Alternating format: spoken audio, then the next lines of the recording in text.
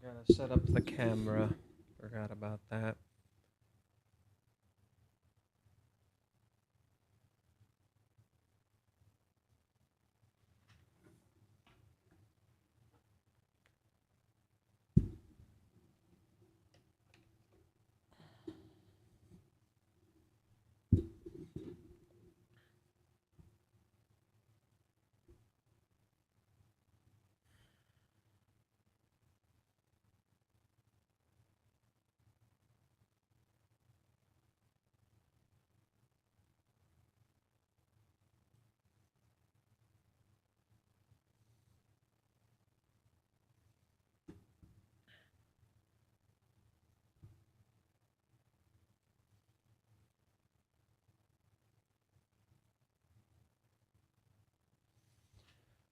Okay.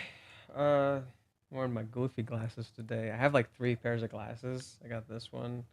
I got this one. I'll try these today. These look kind of interesting. So look. No more of this bullshit like Wiz was doing. Like he just already hinted and spoiled the chapter for me. So no.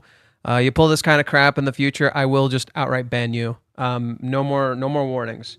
I didn't want to start the stream like this, but you literally just spoiled the chapter for me. Fuck off. Not cool. I don't care how you feel about the chapter. I don't care what it means to you. Don't spoil it for me. I've requested this multiple times. I don't care if you indirectly spoil it or whatever. I put you on a 24-hour ban because you've been here a while, but in the future, I will just outright ban you. I don't care. So you have been warned, okay? I'm not here to fuck around and make jokes anymore, okay? Now, as for the video that we're going to be watching today, look, I'm going to be very direct. I don't like Mother's Basement, okay? I do not like his channel. I don't like what he does. I don't like how he treats Reiji like some sort of target for him, that he seemingly constantly has to be on Reiji's case. No matter what he fucking does, he'll never shut up about this series, and he constantly has to like make it a new target for him. I can't stand this fucking attitude, and it's actually starting to really piss me off, like genuinely. So I was not going to be streaming today, but we are here. Understand, like, no matter what I say here, and like, no matter how frustrated we may get about Mother's Basement, do not send hate his way. I may not like this man. I may not like the content he creates, and I find it actually genuinely fucking vile. But that doesn't excuse you acting vile, okay? So I want you to be respectful, regardless of what we talk about or discuss here. Because while I may not stand this dude's attitude, we would be no better if we acted like him, okay? So, you know, I'd like to see some kindness and respect around here, all right? Cool. Cool. For the 13 people who saw this fucking intro. The 13 people who saw this intro. Okay, so today we're looking at the Shiunji family. I read up a little bit on the Shiunji family, just because I was a little behind. I got some details about certain things in the story, and a lot of things like I already felt about the story were kind of reinforced to me that I already believed. You know that Shiunji family is actually like a pretty dark fucking story, and I wouldn't be surprised if what Mother's Basement's gonna do with this video is pretty much this. When we were watching the Rent a Girlfriend video, his entire argument devolved to basically other harems did it better, and this story doesn't act like other harems, therefore it's bad. So that's pretty much how his argument devolved into. So I'm pretty much, like, based on the title alone, I pretty much am guessing his entire argument for this is that, oh, why isn't this just outright incest? When the entire narrative structure and the point of the story is that it's not supposed to be. And the whole thing is that they're literally brothers and sisters, and then their dad just shows up, upends one of their fucking birthdays that they're supposed to be fucking celebrating, and just says, "Oh yeah, you're all not blood related. Don't worry about it. Let's celebrate. Let's have fun." You know, just okay. Like, I'm gonna just put it out there. The dad is an asshole, and Reiji actively writes him in that way where he's actually manipulative. The dad is an asshole. He's presented in a nice way. He can act nice and caring, but literally almost all of the kids' problems stem from the dad. And I think it's really fascinating that, like, you know, it's just going to be like, oh, why isn't it committing to being this thing when the idea is that it's not supposed to be this thing? That they're literally struggling between this idea of, like, there are siblings that want things to stay the same, and then there are siblings that, like, don't want things to stay the same anymore. And it's literally about that familial conflict.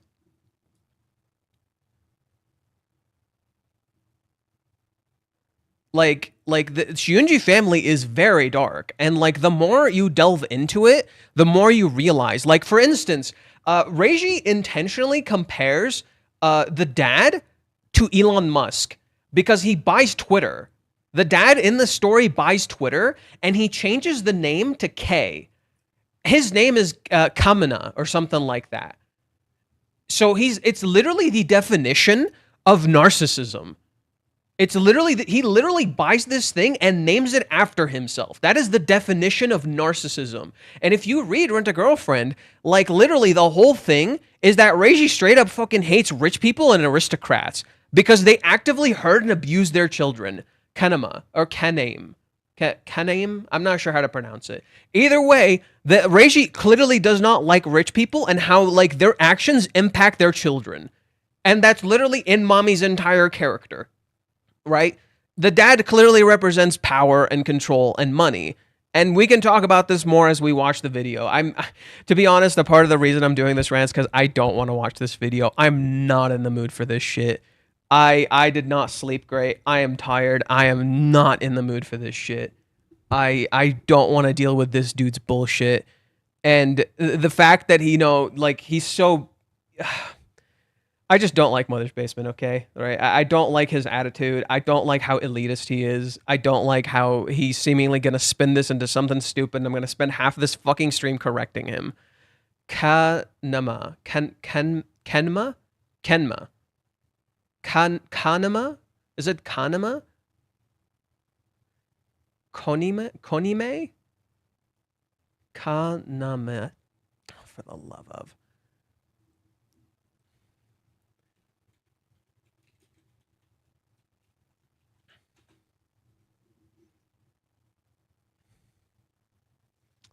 Okay, come on, Wiki. Tell me how to pronounce this dude's name.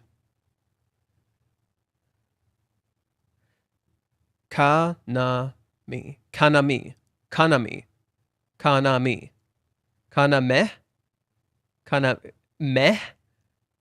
Me. Is it meh? Because you're spelling meh. Kaname. Kaname.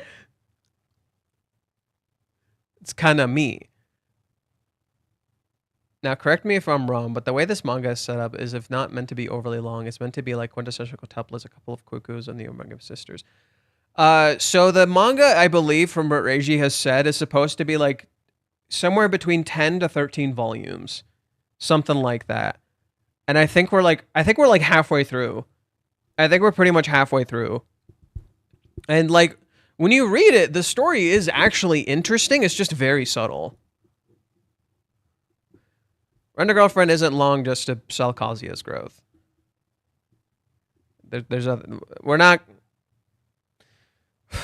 Okay, let's just watch this.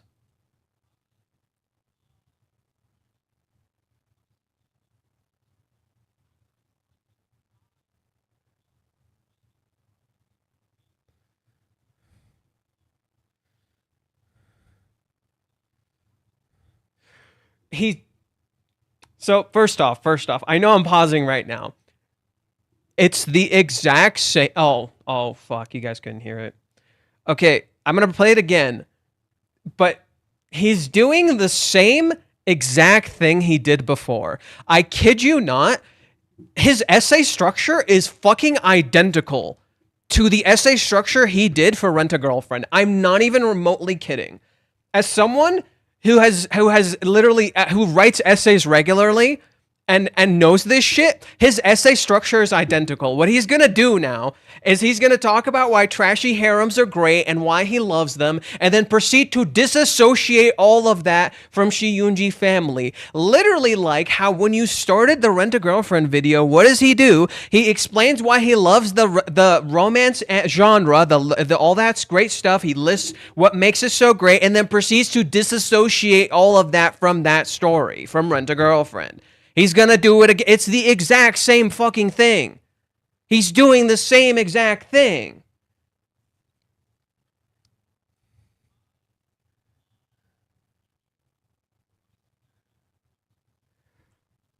Why does he have... Is it because she points her sword? Why does he have Kill la Kill? Kill la Kill isn't trashy. Kill la Kill is actually fucking peak. Why the fuck does he have Kill la Kill here?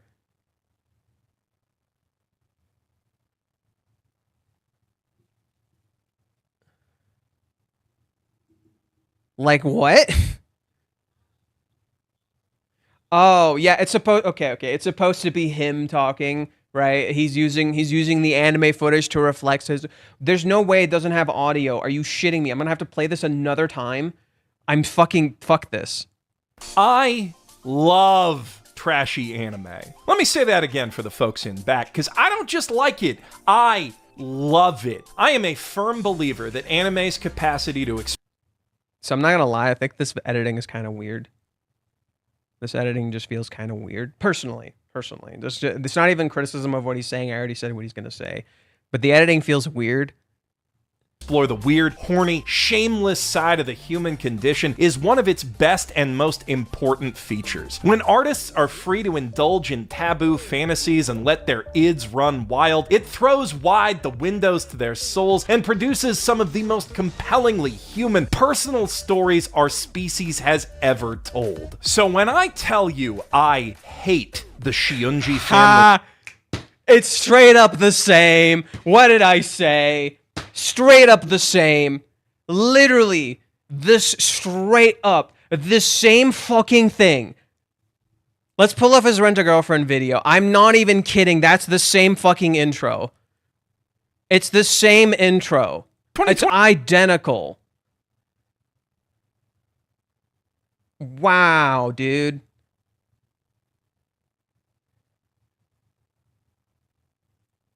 If you're the sort of anime lover who loves anime about love, then you have been eaten mighty well over the last few years. OG classics like Fruits Basket and Urusei Yatsura are coming back better than ever before, while the series carrying on their legacy in the modern day have been pushing every boundary they can find. Boundaries of intimacy and vulnerability, boundaries of representation and gender roles, boundaries of thematic depth and plot complexity. Hell, even boundaries of good taste. No matter your taste, I guarantee there's a new romance anime out there right now that will challenge your perspective on love and speak to you on a deep and personal level. But what if you don't want that? What if...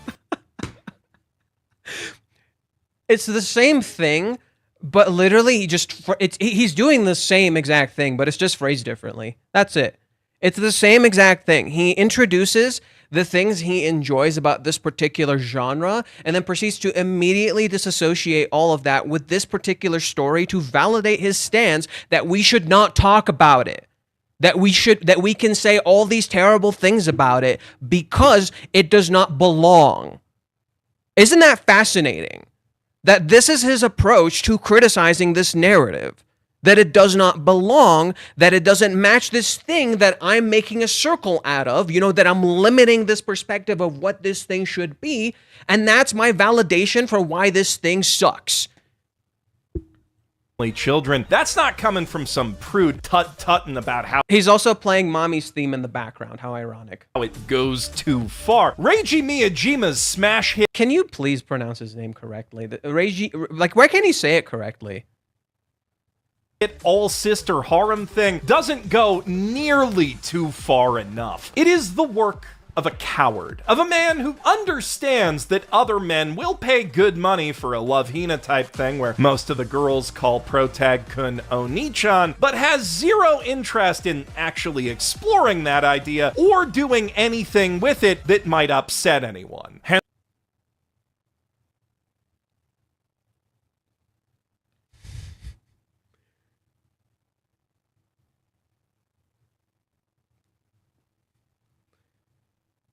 This argument is nonsense.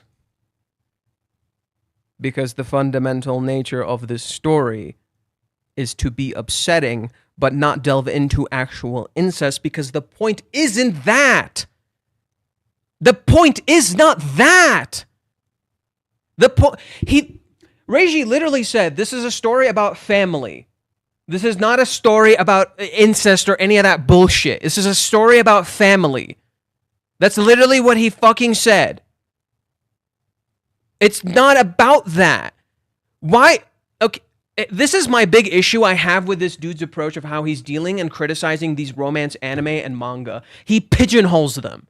He forces them into a specific stance in what they need to be. You're in this genre, you specifically have to be this thing. You can't be something else, and I refuse to see anything you have to say unless it is this particular thing. It is the epitome of closed-mindedness. He epitomizes that. Hence why the inciting incident for the plot is their billionaire dad telling them they're all adopted and then immediately leaving on a never-ending series of business trips to let them sort that out for themselves. It's almost like he's a piece of shit and he shouldn't have done that. Which is still obviously, like, really wrong and stuff, but not in a way anyone would go to jail over. In other words, it's almost like he shouldn't have custody of these kids because he treats them like crap. Exactly what you'd expect from the man who gave us the sexless sex worker harem and incest harem.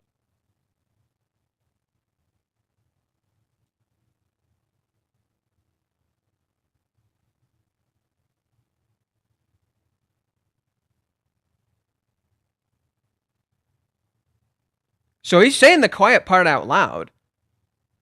He's just saying the quiet part out loud. You're just going to devolve the entirety of what rental girlfriends are to prostitutes and that don't do sex. That's what you're going to devolve it to.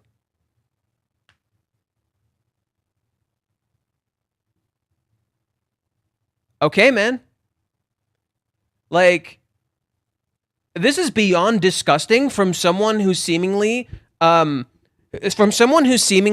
how he cares about the anime industry and cares about mangakas, and here he is actively attacking a mangaka and actively choosing to not understand his story and double down constantly on his stance, and specifically writes titles like this to be like, hey, look, Reiji Miyajima, I'm calling you out, when it's all just for views. He wants to take out the bingo card. That wouldn't necessarily apply to this because the bingo card is about rent-a-girlfriend, not this. People are scared to like Shiunji because of Reiji. Look at the anime man taking back his interest in it. Yeah, I vividly recall this. The anime man was literally doing a video, and he said he was interested in it. And the moment he heard it was Reiji, he's like, oh, no, I'm not interested anymore. I'm just like, what the fuck? You were actually just straight up interested, and suddenly the moment you heard it was Reiji, you took it back.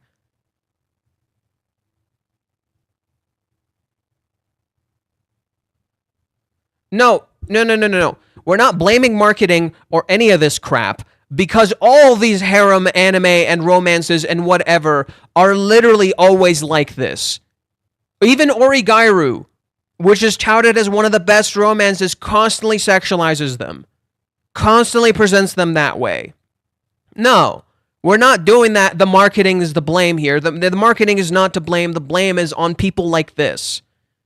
Harem with pretty much no incest. Asterisk. We'll put a pin in that for later. And the harem side is no better. It is some of the laziest, most paint-by-numbers crap I've ever seen, and it's almost like the characters are forced into specific roles by their literal father figure, and they literally play directly into that role, and they have no agency or control over their lives.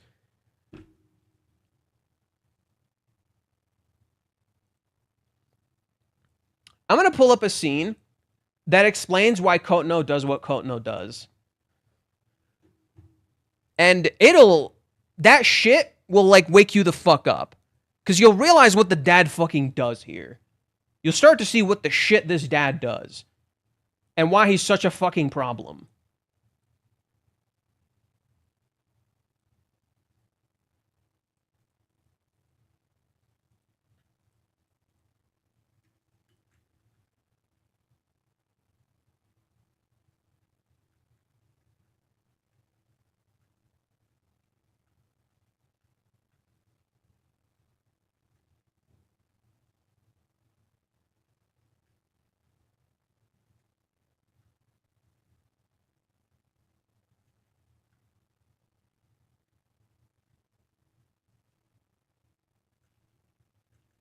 What the hell? I think I passed it.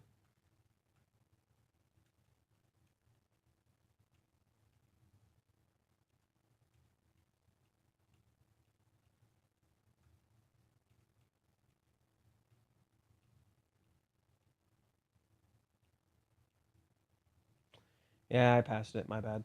Shit. Okay, it's 3:37. I think it's 37.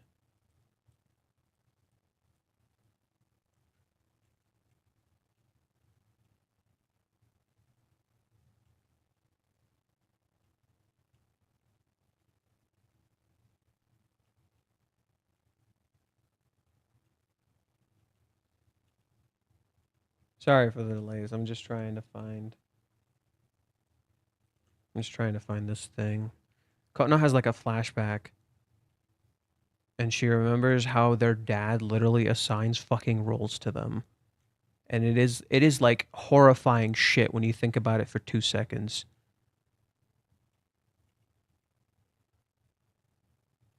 Spoilers. Spoilers. Spoilers. Oops.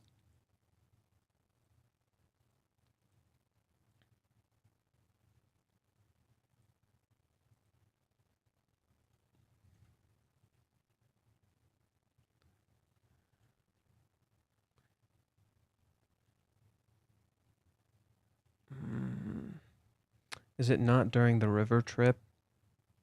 I'm not sure. Okay, right here. That's the river trip.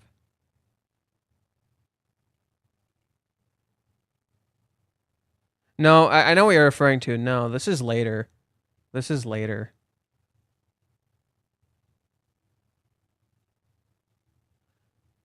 Weird. I could have sworn I just read it. I read it like earlier. I'm forgetting like.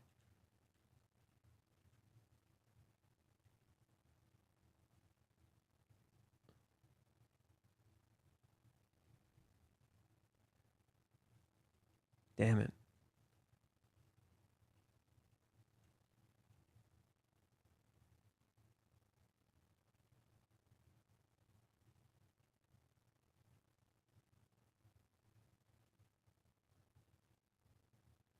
Chapter 33. Okay, so it's a little further back. Thanks.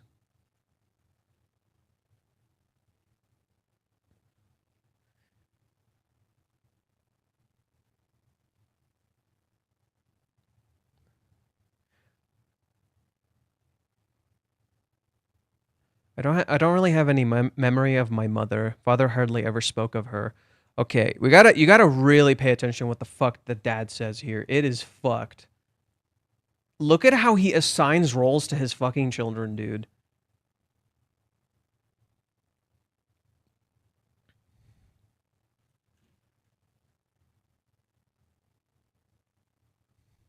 Bonri is taking good care of her brothers and sisters. She's the mother. Literally, that's all Bonri does in the entire story. Siha is studying diligently. Yes, sir. Yes, father. Soon, Arata will be accompanying me on overseas business trips, obviously as my successor. Because he is the successor, he has to take care of the family. That's all Arata does.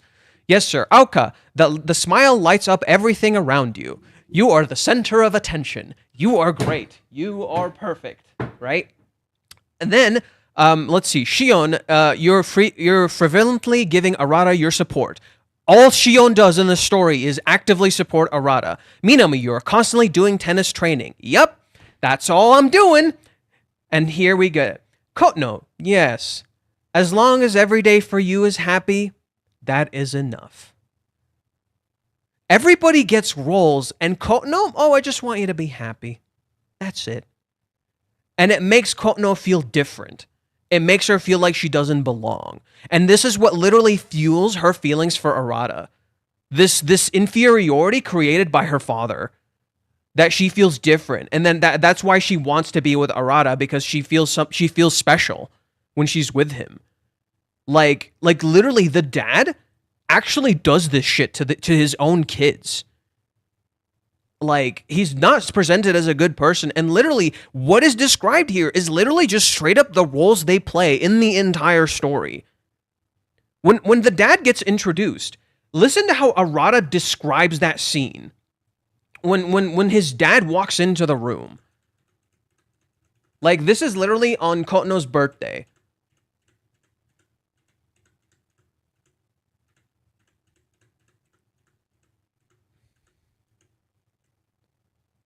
Fate is called this way because everything is decided from the very beginning. For example, I should zoom in.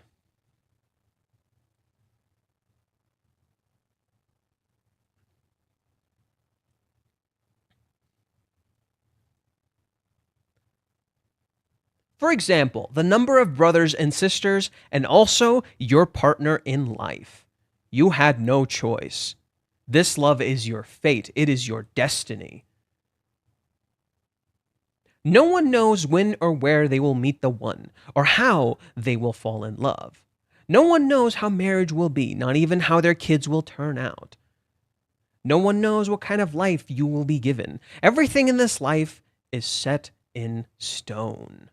Perhaps everything in life is set in stone.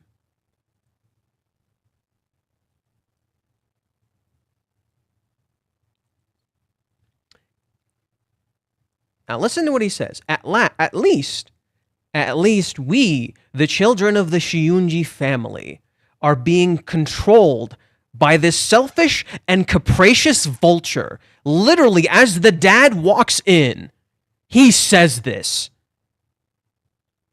We don't have a choice. He is controlling everything. He has been manipulating us this entire time. He is controlling everything. Fate. He talks about fate as the dad walks in. He is literally the embodiment of this idea. He is the deciding factor of their lives. And he does this shit on Kono's birthday and then ruins their entire birthday party and upends their entire relationships and does nothing to resolve it.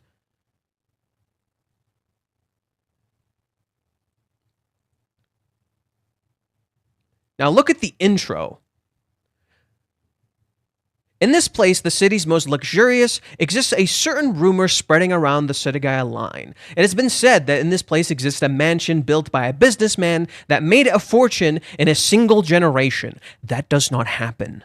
That is not a thing. You don't just do that without stealing and hurting people.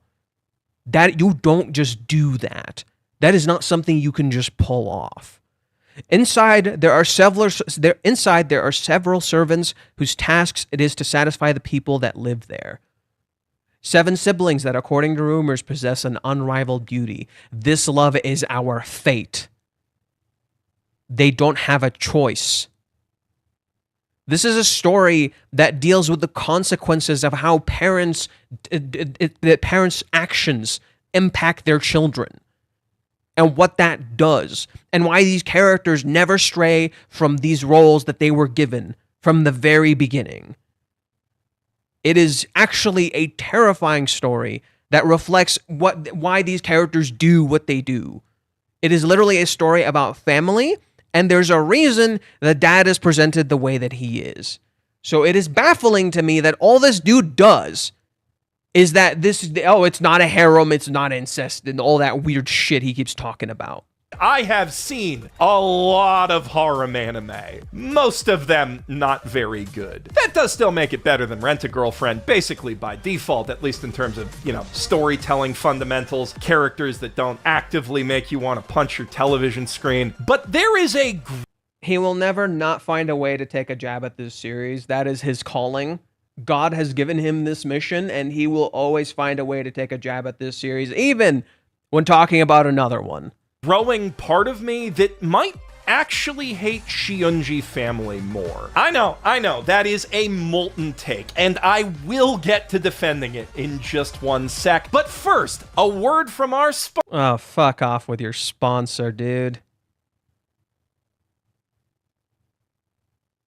Oh, so perfectly timed. Written off as nothing comedies don't get near that link to start playing today. Harem comedies don't get nearly enough respect. They're frequently written off as nothing but an endless ocean of goon slop, but they're one of the foundational... That implies the existence of Goon Peak. What? Genres of anime with just as much potential to produce peak as mecha, magical girls, or isekai. There are Was he just calling Bleach mecha or magical girls? I guess technically Bleach is magical girls by some weird fucking metric. Many different paths to that peak, but all of them in some way leverage the genre's power as a vehicle for characters and relationships. Not many genres let a cast Renma, did he call Renma a harem? This large get to know each other this intimately, and when you add to that the dynamic of a family at risk of being torn apart by temptation and taboo, you've got plenty of fuel for any halfway decent writer with even the slightest interest in... It's almost like that's not the fucking point. It's not temptation and taboo that's tearing the family apart. That's not what's tearing them apart. It's that they don't like their roles, and they actively want something different. That's what's tearing them apart.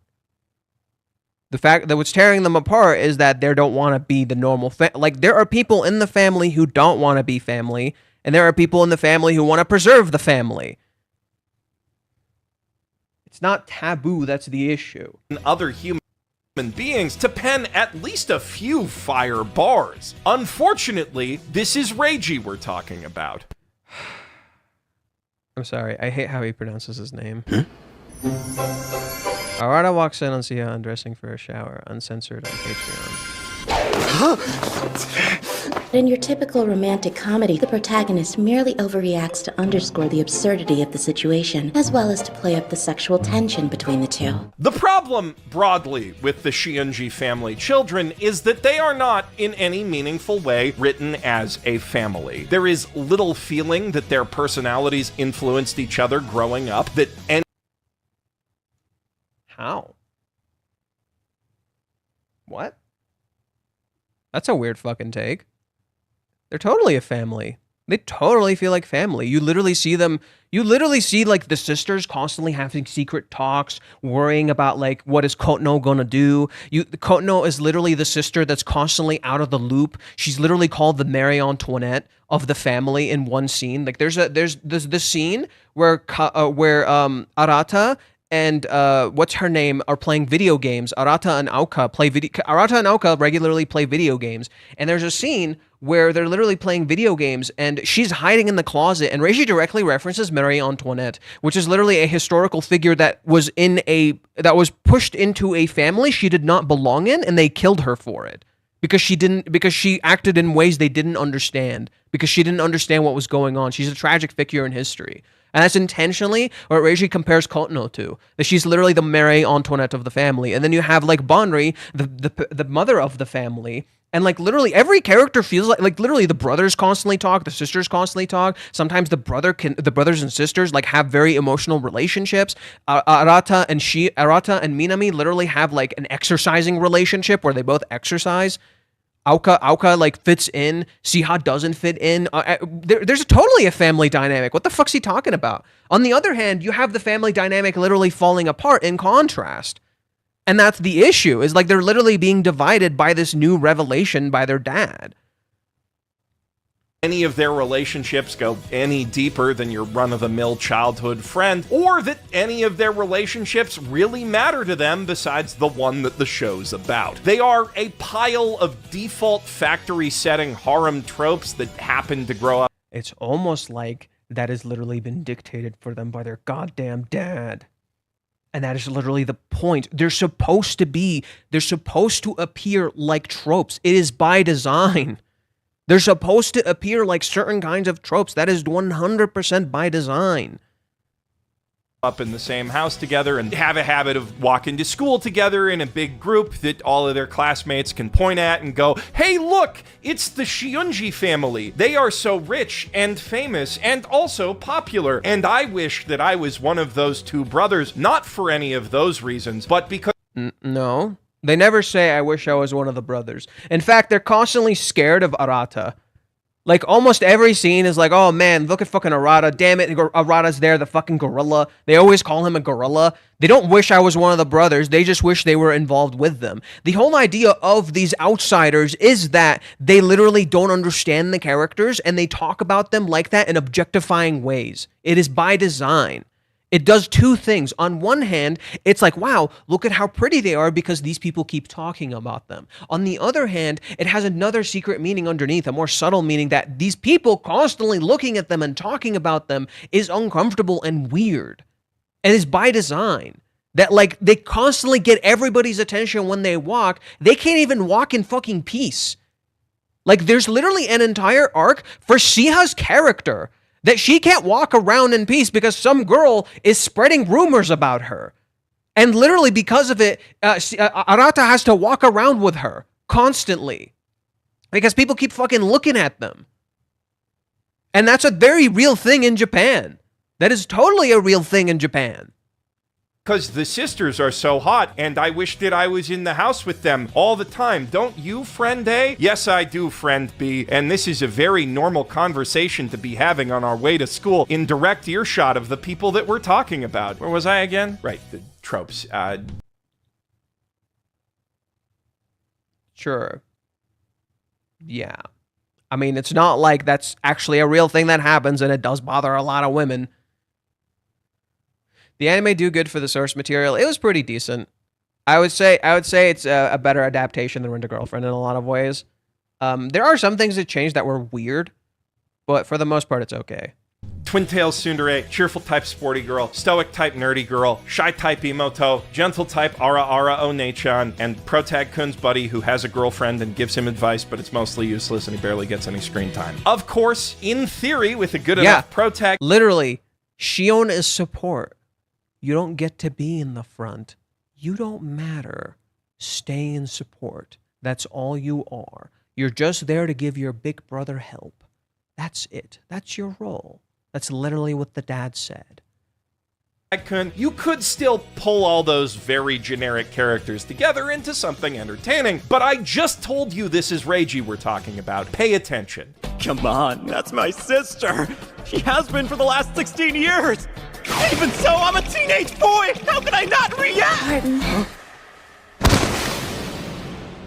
Credit where it's due. Oh yeah, let's not talk about this scene where Shiha literally orchestrates them playing fucking Twister on purpose, knowing full well what she's fucking doing. She's literally ass blasting Arata on purpose.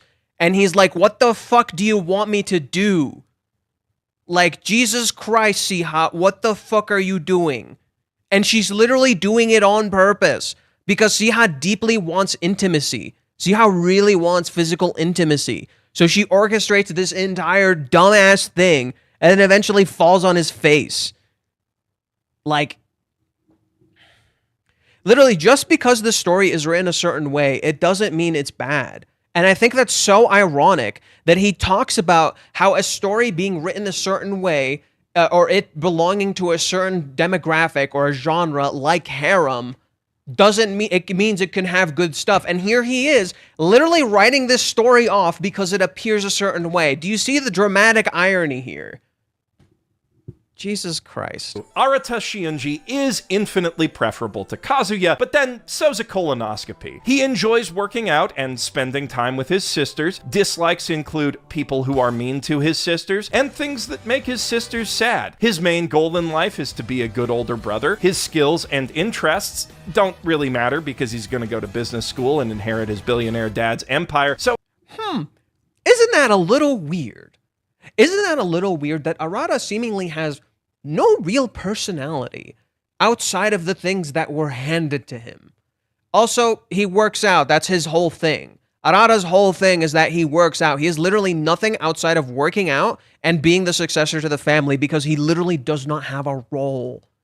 He has no dreams, goals, or aspirations, and that's the only reason why the romance thing is something that keeps catching his eye, because he literally has nothing outside of that. His role is to be the protector of the family. He is the successor. He is supposed to be the dad figure. That is the idea. Like, it is by design, dude. so as to support all of his sisters in their dreams. His hobbies include working out, and does having sisters count as a hobby? He's a cipher, an archetype. Arata is the stepbro. Every aspect of his existence has been meticulously engineered to stepsisters. It's No. It is meticulously engineered to appear perfect. Arata, from the ground up, is written to be the perfect harem protagonist. That is what he is. It is by design. He has literally been decided for him, and he gets no choice in it. That is the idea. He is fundamentally written to be the traditionally masculine dude who works out and is a big inheritor to a big wealthy family with a lot of power. The things that often make traditional men successful in life: good looks, power, and money. He has all three. The very nature of the... And also, why does he keep... Yeah, you're right. Him saying Reiji can't write, but also is crafting a perfect money-making harem slop on purpose, that would imply he knows how to write. Yeah. And isn't it interesting how he keeps constantly coming back to the same joke? This is Reiji we're talking about. This is Reiji we're talking about. See, because it's Reiji, it has to be trash. It's so derogatory. It's intentionally derogatory. It's literally stripping any meaning from the discussion of the story, intentionally so.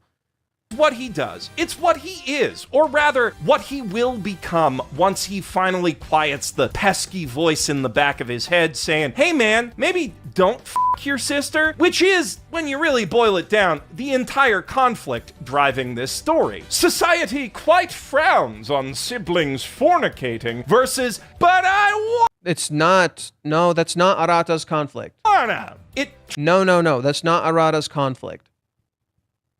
That's not what it is. Arata's conflict is he literally does not want this.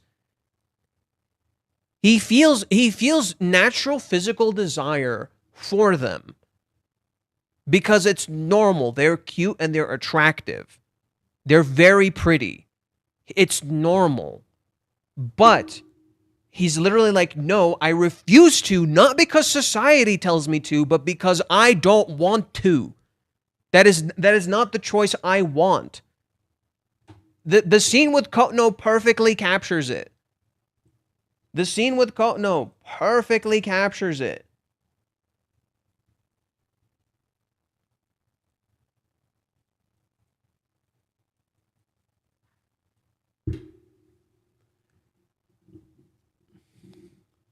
He came to the park, but in the end I troubled Onichan. I could not have an adult date at all.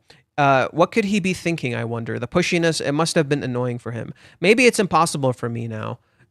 Those two are unfair. I liked him before they did. It's very childish by design. Aoka-chan and Minami-chan are both so cute. I have no confidence with them, but that's not fair. Me, I was there first. Oni-chan. What can I do to make you love me? I'm serious about you. I really, totally, absolutely love you. But I'm certain that the kind of charm you're looking for, I don't have it. I've been thinking about it. I've been thinking about it over and over again, but this is all I've been able to do. I want Onichan to tell me he loves me. I would do anything. Isn't that so sad? That all she wants is to just be liked by him, and she has no defining element to her character aside from Arata liking her. And how her sisters are superior to her because they got everything and she doesn't. Isn't that just sad? That this character feels so not good enough just because of the role she's been placed in. There's nothing you have to do. No, just the way you are is enough. You're already charming. Your long, beautiful hair, your white skin that you inherited from mother, your round, sparkling eyes. There's something slightly worrying about you, and yet assuredly, most admirably, is how much effort you put into things.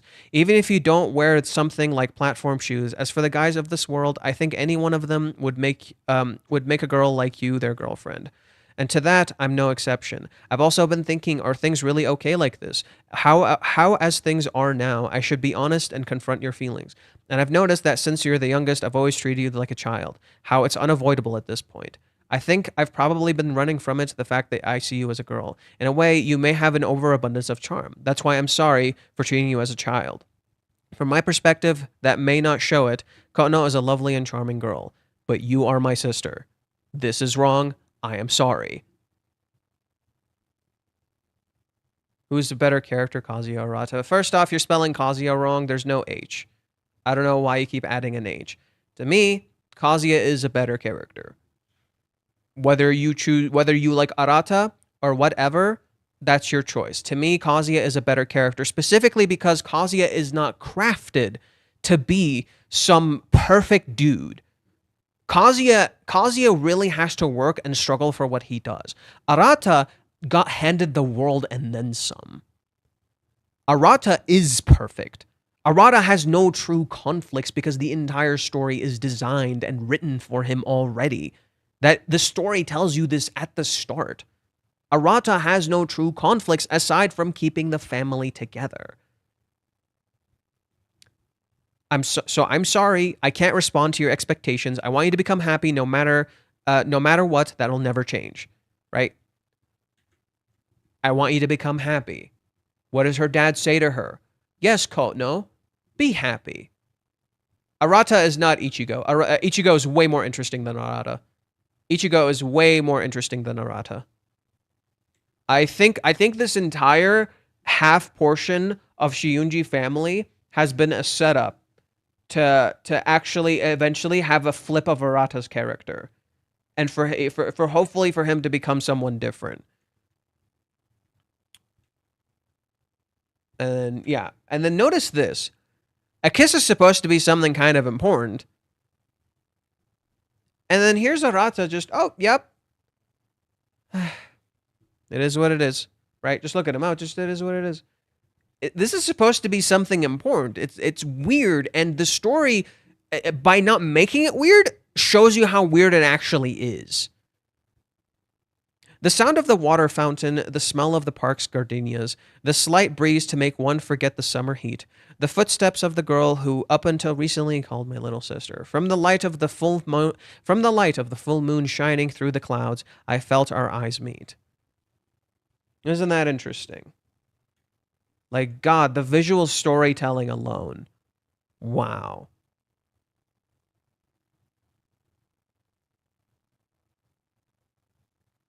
Arata's intentionally introduced better. It's by design. Everything about Arata's character is written for you to like him. He is written this way by design. In that sense, Mother's Basement is correct in his assessment. He is perfectly engineered to be liked. Well, he said to be a harem protagonist to give the sisters or whatever nonsense he was saying. But it's fascinating. He kind of reminds me of Sigmund Freud in how he makes these assessments that are correct, and then he literally warps the assessment to fit his narrative instead of what it actually means. I like both characters. Arata is cool, and I like Kazuya has the struggle and isn't some generic dude. Kazuya is insanely cool and way cooler than Arata for me for a very simple reason. Kazuya does things that are actually hard for someone like him, whereas Arata doesn't. The conflicts Arata does are not hard. They're not hard for someone like him. They never particularly challenge him. Even with Bonri in the most recent arc, it's not particularly difficult for him. Arata is never, in my opinion, truly challenged except for one singular point. When it comes to what his sisters want, that is when Arata is truly challenged. That is when Arata consistently loses. When it comes to protecting the family, he's got that shit on lock. When it comes to his actual personal life, he can't do anything. Arata is completely powerless in his own personal life. But when it comes to the lives of his sisters and families, because that is his role, he is successful in it. He will never mess that role up. But when it comes to his actual life, his choices, he actively fails, right? But for other people, because his role is to be there for that, that's the point. Tries to dress that up as a deeper exploration of the line between familial and romantic love, but it's not. It's a show about games of Twister in the family rec room going a little wild, though nowhere. That entire Twister scene, I kid you fucking not, is a character study of Siha. I'm not even remotely kidding. Everything about Siha's character is literally physical and intimate. It is literally physical intimacy. Everything about her goddamn character is that. Like, bro. Bro. Interesting choice of words for me, huh?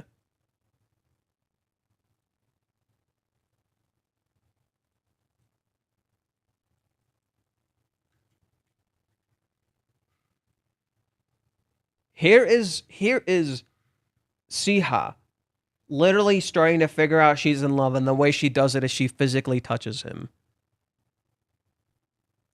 Arata catches her when she's falling, and that physical touch literally makes her feel like she's in love. I think I might be in love with you. Just because of this physical touch and the reaction she feels. Like, that entire Twister sequence is a literal study of Siha's character because she is the science girl. That's what she does. All she's understood is studying and science. So what does she do? She literally sees her actual physical reactions. She literally sees how she reacts and she tries to assess that. Because that's all Siha understands. But in reality, she just deeply wants physical intimacy. And she can't articulate it or understand it. Guess the scientist girl from Bunny Girl Senpai is just the test tubes too. Near as wild as, say, My Little Sister Can't Possibly Be This Cute, which manages to be about that and complicated lines between familial and romantic love and otaku culture all at the same time. What I'm saying is, Shiunji. It's not like Shiunji family's entire deconstruction of a harem genre as a whole by literally doing all the harem stuff on purpose and then literally criticizing it as it's fucking happening, you blind bitch. I'm gonna double down on that. I'm not taking that back. I refuse to take that back. I'm angry. Family Children is nowhere near as deep as My Little Sister Can't Possibly Be This Cute. You wish. You wish. As someone who's seen both. Yes, I've seen Orimo. As someone who's seen both, you fucking wish. Just let that sink in. Ah, right, that reminds me. Their billionaire dad is Elon Musk. Like, canonically, in the manga, just a few chapters after the end of the first season, it's revealed that what? It's not a few chapters. Okay, where's season 1 ends at the beach trip, right? Where does season 1 of the Shiunji family end? I'm pretty sure it's like chapter 30 when he buys Twitter. No, it's not even that. It's actually further, I think.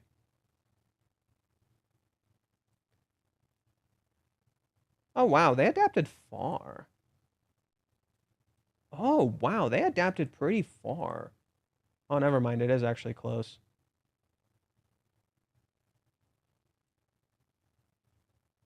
Okay, fine. Never mind. He's right. It is actually close.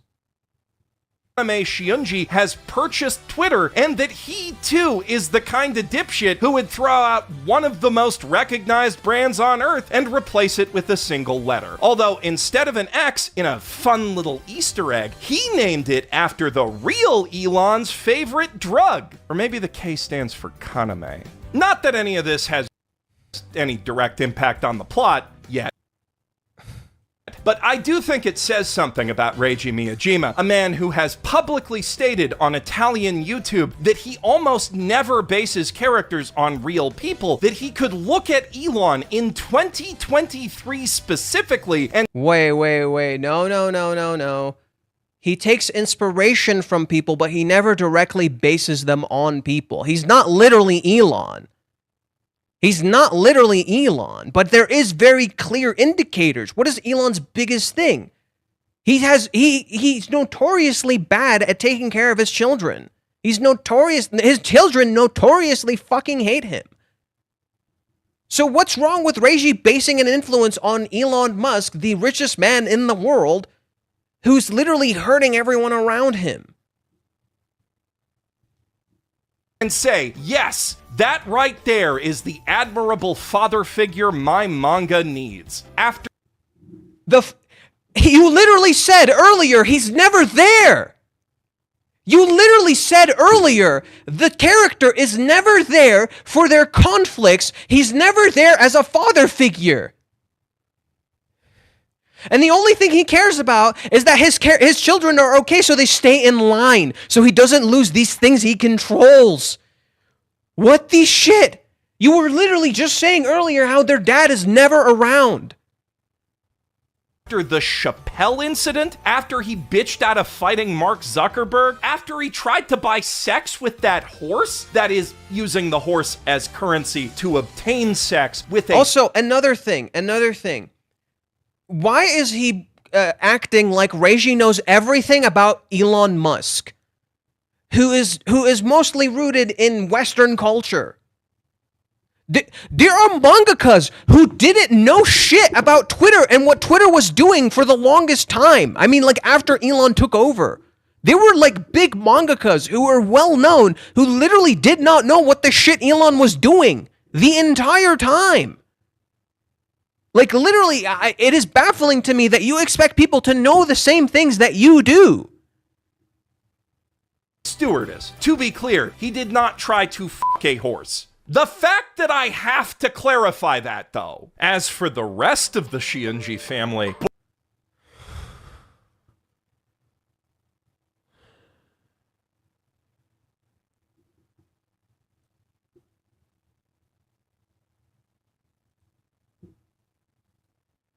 If you really want to know your stance, Reiji's stance on rich people, I need only show you one chapter from Rent-A-Girlfriend. A single chapter.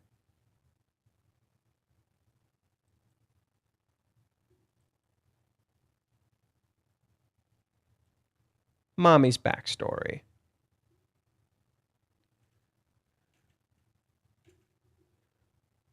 I remember the first time my parents took something that was precious to me. I was 4 years old. I could see the face of my precious bear inside a clear 45-liter plastic trash bag being thrown out on a Tuesday afternoon. I remember more vividly than my dear departed grandma. My dad always said things like that, build character. My mom scolded us whenever we did something bad. That was pretty much my life. Everything that didn't fit their narrow worldview was thoroughly obliterated. When I met him, I was 9 years old. The boy is the oldest son of the Hakubas. At the time, I had no way of knowing what my parents were up to, and since having dinner with stereotypically good families was par for the course, I only saw him as some slightly older boy. As you might be able to guess, I attended a fancy all-girls middle school. Looking back now, my dad's influence was all over the school. They were strict on morals, and I couldn't talk much to boys or any men at all. It wasn't until long after I graduated that I realized just how much of a grip my dad had on the entire principal and the rest of the staff. Whenever I'd come home from school, my room would have been tidied to perfection, and every time some photos and books would be disposed of as if they had failed some sort of test. Up to this point, I guess everything went as my dad had planned. I was the model daughter, good and upstanding. If I had a pet like that, I would have held on to it exactly the same way. At the time, I never would have said there was anything wrong with this. Things had been going this way ever since I was little. With my mom's old phone, I could at least see my friends. I was just connecting the red and yellow smiley faces, but it kept me busy. The only thing my dad didn't account for is that even good pets can feel the burning desire to be free. She gets a boyfriend, and the boyfriend says, "I promise to make you happy. I promise I'm gonna make you happy." Just some dude with a cross face. But then something changed. I could see it so clearly just then. Up until now, I only did what my parents told me to. They had my life all laid out and I was just along for the ride. The difference between the Shiunji family dad and this dad is very, very, very simple. The Shiunji family dad is cunning. He's smart. He never makes his kids feel like they're being restricted and controlled. He controls them without them even realizing it. He's literally manipulating everything and you don't know he's doing it. You can see this in certain things, like him hiding certain details until the very last minute, like with the main secret of the story. Or the fact that they have a special 8th room that he doesn't tell them about, and only Arata will get to see it once he gets older. And that room has like a very specific reference to it. The dad is constantly never around. All the characters deal with their conflicts on their own, as if they have a sense of freedom. They're presented like they're actually free when they're not. I was only 15, but in the darkness of the night, I could see it so clearly. A chance to finally be the real me, my shining ray of hope. Her dad tells her she has to break up with this guy. What? Since when did you decide who I'll marry, Dad? Do you have any idea how hard your grandfather and I worked to make this family what it is today? What does that even mean? You're just covering your own asses. You'd use your own family for political gain? What kind of father are you? I'm not your pawn. I'm my own person. Slaps her. You're too young to understand. Uses his power and influence to get the boy to break up with her. It's almost like Reiji is very keenly aware of how people use politics, power, money, and connections to get control. How looks and all that stuff define these things. It's like he literally fucking knows about that. And Reiji literally goddamn hates rich people. But he's intentionally presenting the dad like he's a safe figure because that's literally what manipulators do. The dad is a manipulator. He literally presents himself as a safe space, and yet he never resolves any of the core conflicts. The only reasons he would resolve them is if they directly impact the plan he made. He only cares about his children if something goes wrong because that would derail his own plans. He's literally like Elon. He's literally like Elon. He doesn't care about his own children. He needs them to be what he wants them to be, nothing else. There was literally no reason to go to the random Elon tangent. No, he's doing that on purpose. No. He's doing that on purpose. Do you want to know why he's doing that? He's doing that to be like, look, Reiji worships this guy. So he needs to show how terrible Elon is to double down on how terrible Reiji is in understanding people. That's what he needs. That's the point of that. He needs to prove that without a shadow of a doubt. It's very vindictive. Boy, you sure can tell Reiji didn't base any of them on real human beings. There is absolutely zero specificity to any of their quirks or interests. The nerdy one likes books. Not any specific book, just books. The sporty girl is, of course...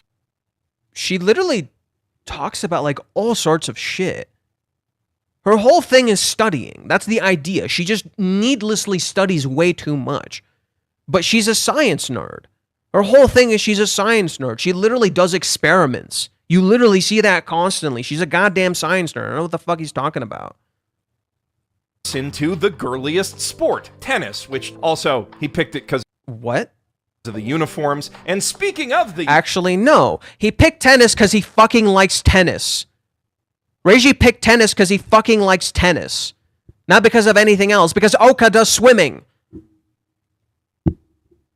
Uniforms. The motherly older sister type wants to be a pediatric nurse. Meanwhile, the younger sister character... Oh, how convenient. He doesn't delve at all into Bonri's character because Bonri actually has a really meaningful story about her connection to children and why she wants to be a pediatric nurse. And it's almost like that role is specifically given to her because of who she fucking is, that she was raised to be this.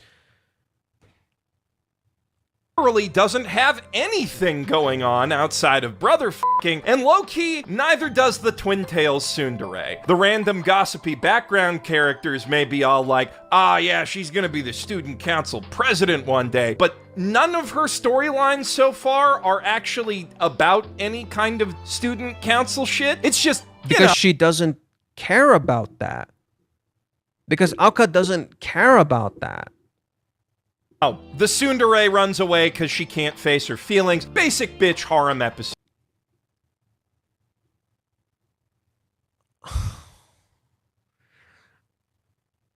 Jesus Christ. I'm gonna read you why Oka ran away.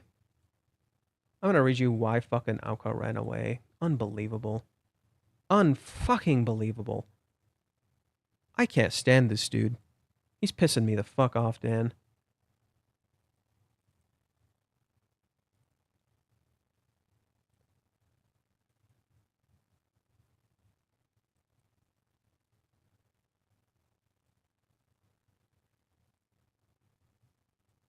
This is actually getting on my nerves.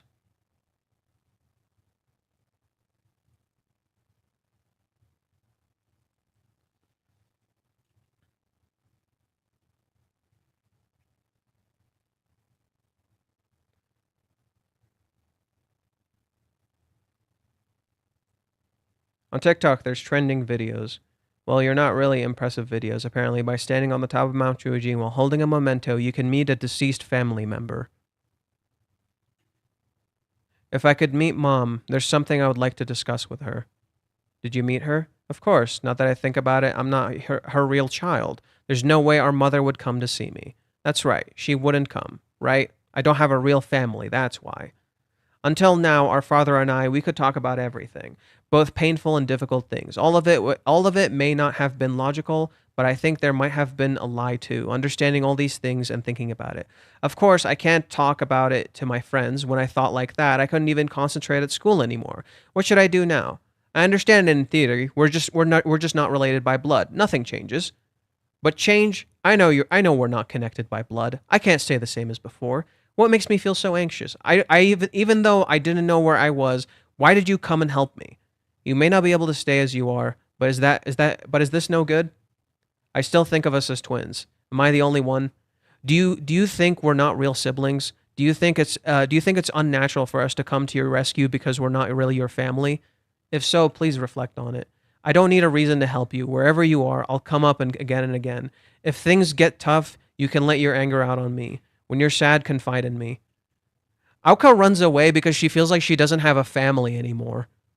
Not because of some tsundere bullshit. She runs away because she feels like she doesn't have a family anymore and she wanted to reach out to the only family she thought she knew. Because that's what happened with her dad. That her dad met the special someone there. She hoped to meet someone special that meant something to her. And she created her own illusion. Aoka literally creates her own illusion, just like her dad met her mom in this special place. She recreated that without even realizing it, and that's what the illusion that creates to make her fall in love with Arata, that he's her special someone, because he's her twin. Is she even a tsundere? Not really. Not really. Like, she literally breaks the tsundere almost immediately. Like, the moment she falls in love, she's not even a tsundere anymore. She's pretty straightforward about what she wants. Like, she's not even a tsundere the moment she breaks that role, almost instantly. She's only a tsundere at the beginning. Now Aoka is all lovey-dovey. Like when she finds out Bonri's dating someone, she like loses it and makes a whole fucking scene and oh my god and holy shit. Like, she's not that. This is a baffling take. templates. If you asked ChatGPT to write an incest harem anime, Arata would probably be a little less jacked, and there's only like a 20% chance the wildcard character would be a stoic nerd, but other than that, this is exactly what it would spit out. And as spontaneous fan service generating wildcards go, I mean, honestly, I must scientifically confirm that I don't want to f*** my brother isn't the worst gimmick in the world, but it sure does get old fast when it's all she has going on, and that's basically the only... It's almost like Siha deeply craves physical intimacy and she feels super alone. I mean, Jesus Christ. Look at chapter 1. Look at how she shows up in chapter 1. She's literally cut off from her sisters. Looking at Arata, looking at Arata, looking at Arata. Even the literal Marie Antoinette is looking at Arata, and she's looking away. Let's read the part where she talks about her feelings.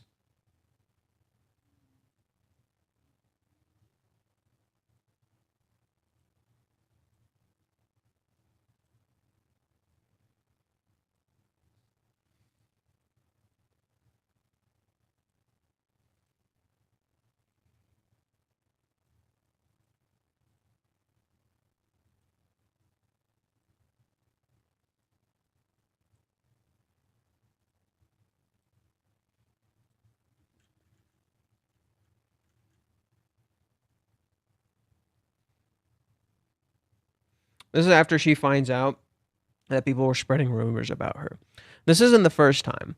From the time I was in kindergarten, I could almost never make any friends. Thanks to my siblings, I was never lacking someone to talk to. Painful. Painful, huh? What does she say right here? Even though I feel solitude, I don't feel like I'm lonely. Don't you feel like it's painful? Certainly, I think I feel sorry for causing everyone to worry. This is to say, as that which is precious to you increases, so too does your pain. It is precisely these emotions that interest me. Pain and love. Where is the resemblance? I can't help but think about such absurdities. I feel solitude, but I don't feel like I'm lonely. And yet she really is lonely. Siha is extremely lonely. Most of the time you see Siha, she's on her own. She has her siblings, which help her not feel lonely, but she's actually very lonely. And that's why almost everything Siha does is physical. Because she deeply craves that.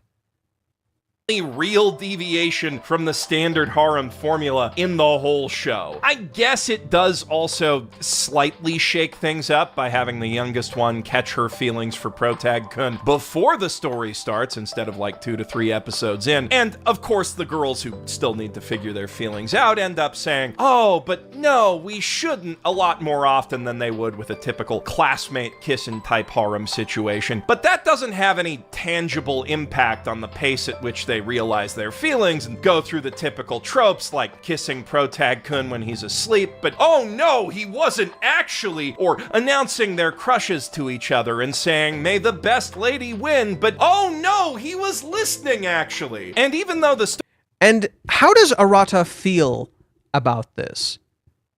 The poor dude is stuck in between this nonsense. He's getting dragged along in this nonsense. There's a reason Arata is constantly present for when these things happen, because it's literally him having no control over it. He has no control over any of these scenarios, and he's intentionally placed there to contrast how under control he is throughout the entire story. It is literally intentionally using the trope to give it a different meaning. To be like, here, I'm going to play the exact same trope straight, but then the actual meaning of the trope is completely changed. That the purpose of it is to specifically show how powerless Arata is. Story has an obvious built-in excuse to indefinitely delay him just fucking going for it once he knows those girls are into him. Reiji still feels the Actually, no. Reiji said from the start he knows the exact length of this manga and it's not going to be any longer or shorter. That argument does not stand. That argument does not stand. He literally set a length for the story. He knows exactly how long it is. He literally said, I will end this in this amount of volumes, period. He says this in volume 1. To make him act like a clueless dipshit about it. God, I can't stop thinking about what happened! Seriously, what was all that about? I need to ask Oka what that was about. What if she was serious? Are you stupid? She kissed. What do you mean? Your sister that you grew up with just fucking kissed you. Of course you have to ask her what that goddamn means. What do you mean? Of course you have to. That's weird. That's fucking weird. He's terrified. He's not just afraid, he's fucking terrified. What do you mean? If she's dead serious, that could upend their entire family dynamic. What the shit? Kissed you on the lips and told you she wants you while she thought you were unconscious as a byproduct of the effort you spent saving her life. Do you think she was lying to herself? Yeah, actually. Aoka is lying to herself. Aoka literally created this entire illusion for herself. Aoka is totally lying to herself. Think she was practicing for a play? Like, put that thing right in your sister, or so help me, so help me. What's wrong with you, bro? Were your parents siblings? What really highlights the blandness of the cast is how hard the show's opening struggles to say anything of substance about any of them while it's introducing them. Like Kotono, the little sister's character introduction, shows her trying on lipstick and standing at a crossroads. Do you get it? Do you get that she's going through puberty? Then Seiha has a lot of books. Now, he just said how it struggles to say anything about the characters. And then he literally... Like, what more do you want it to say? What more do you want it to say? That's literally her struggle as a character. What is... That's the point...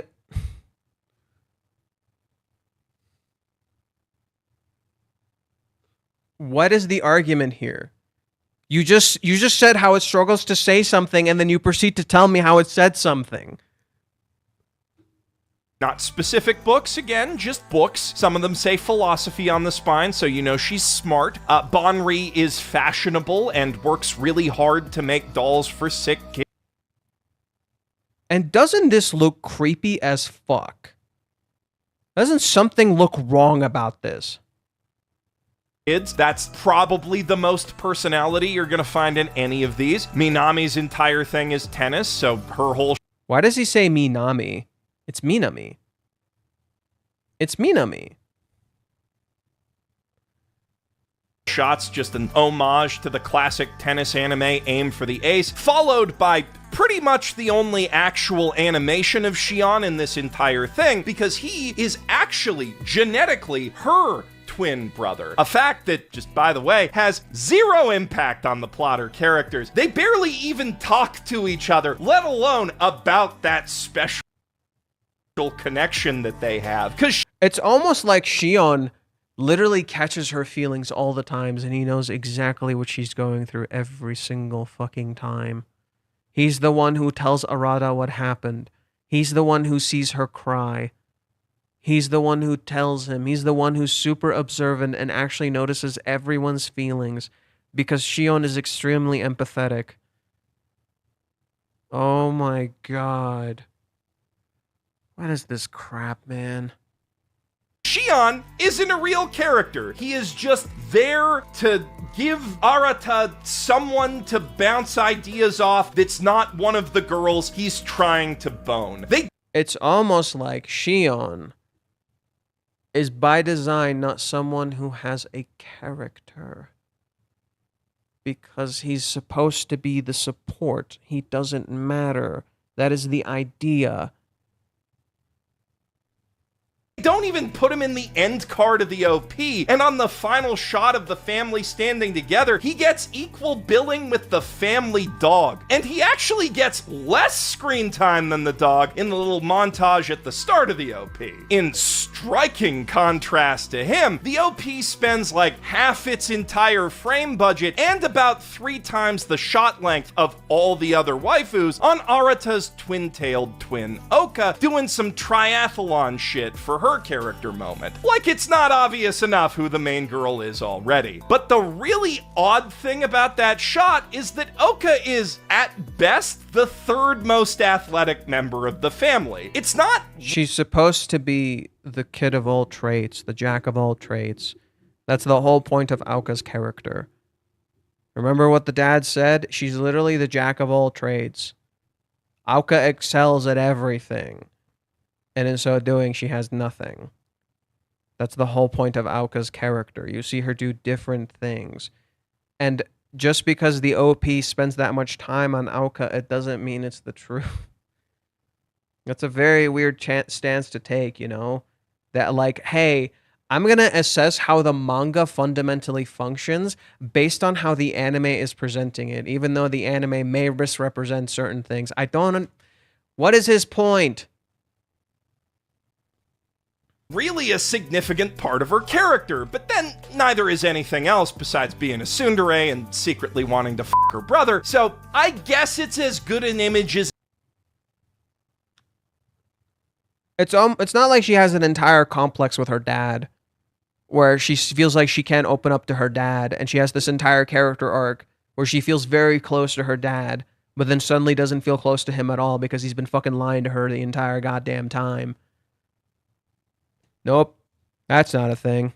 Any to associate with her. It just kind of completely undermines Minami's entire identity in the OP for no real narrative reason. To complement the characters, the badness of the plot is reflected. It's not like Minami and Aoka literally have that exact fucking conflict in the story about how Aoka actively undermines Minami. It's not like that's literally the first goddamn fight you see in the manga.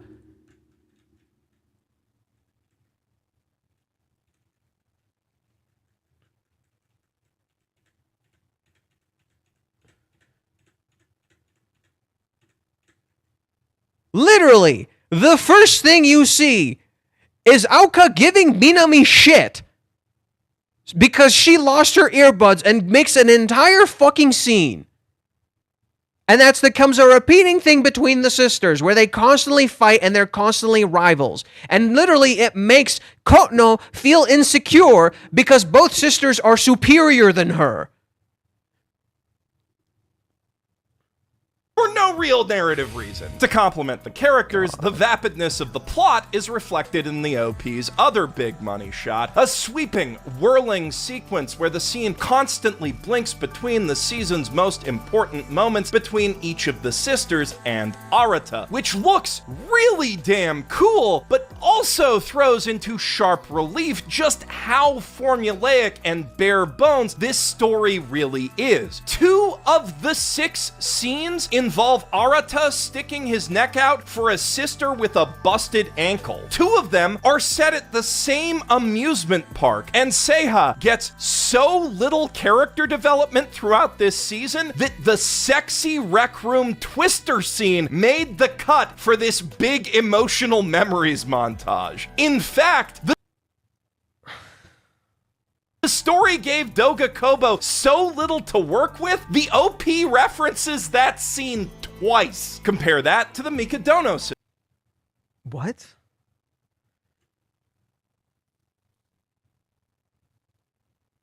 What? The fuck's he talking about?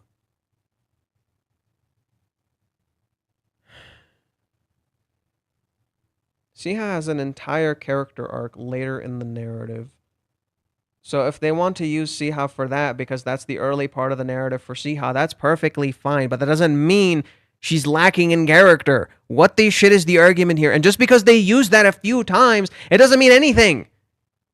Like, there's a lot to operate with. They could have referenced the beach episodes. They could have referenced the other trip they did. Like, what the shit?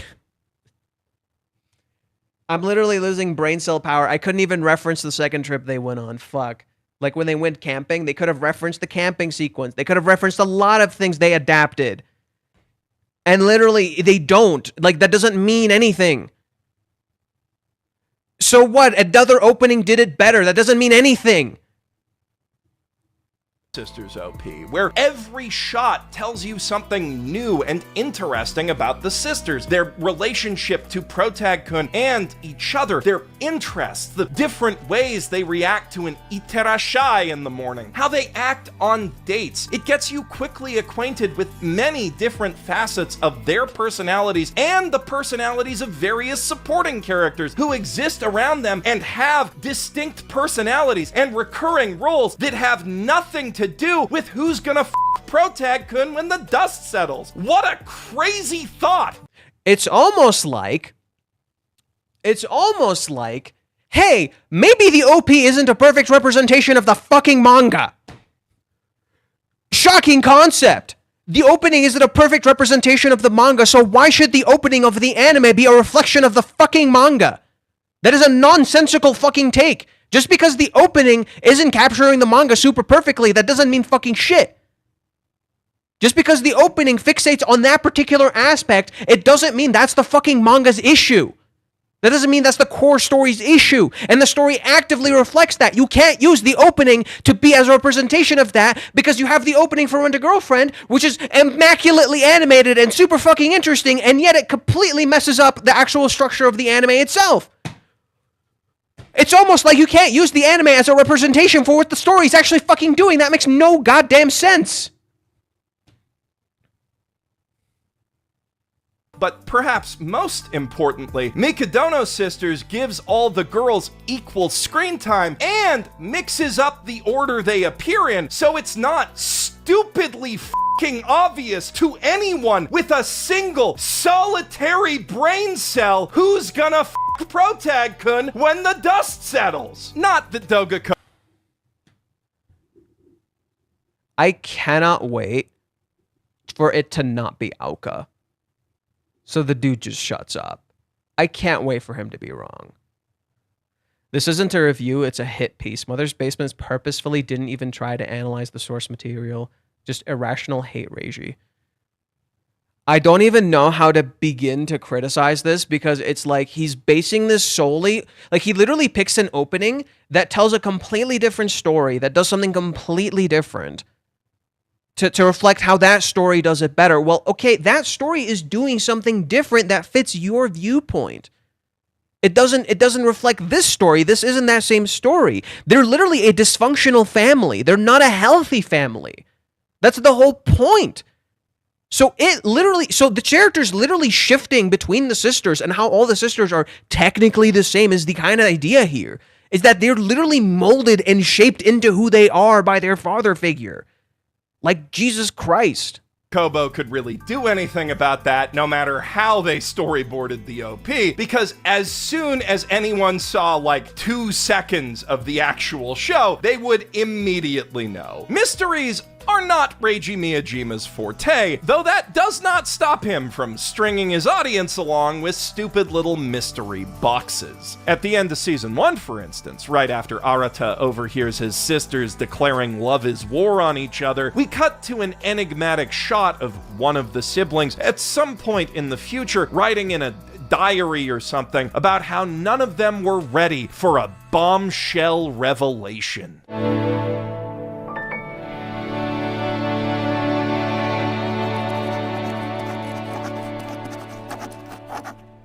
That's right, we're playing incest roulette, baby. Now Arata has a 20% chance of f***ing his sister and an 80% chance of also f***ing his sister, just without producing a genetic abomination. Isn't that thrilling?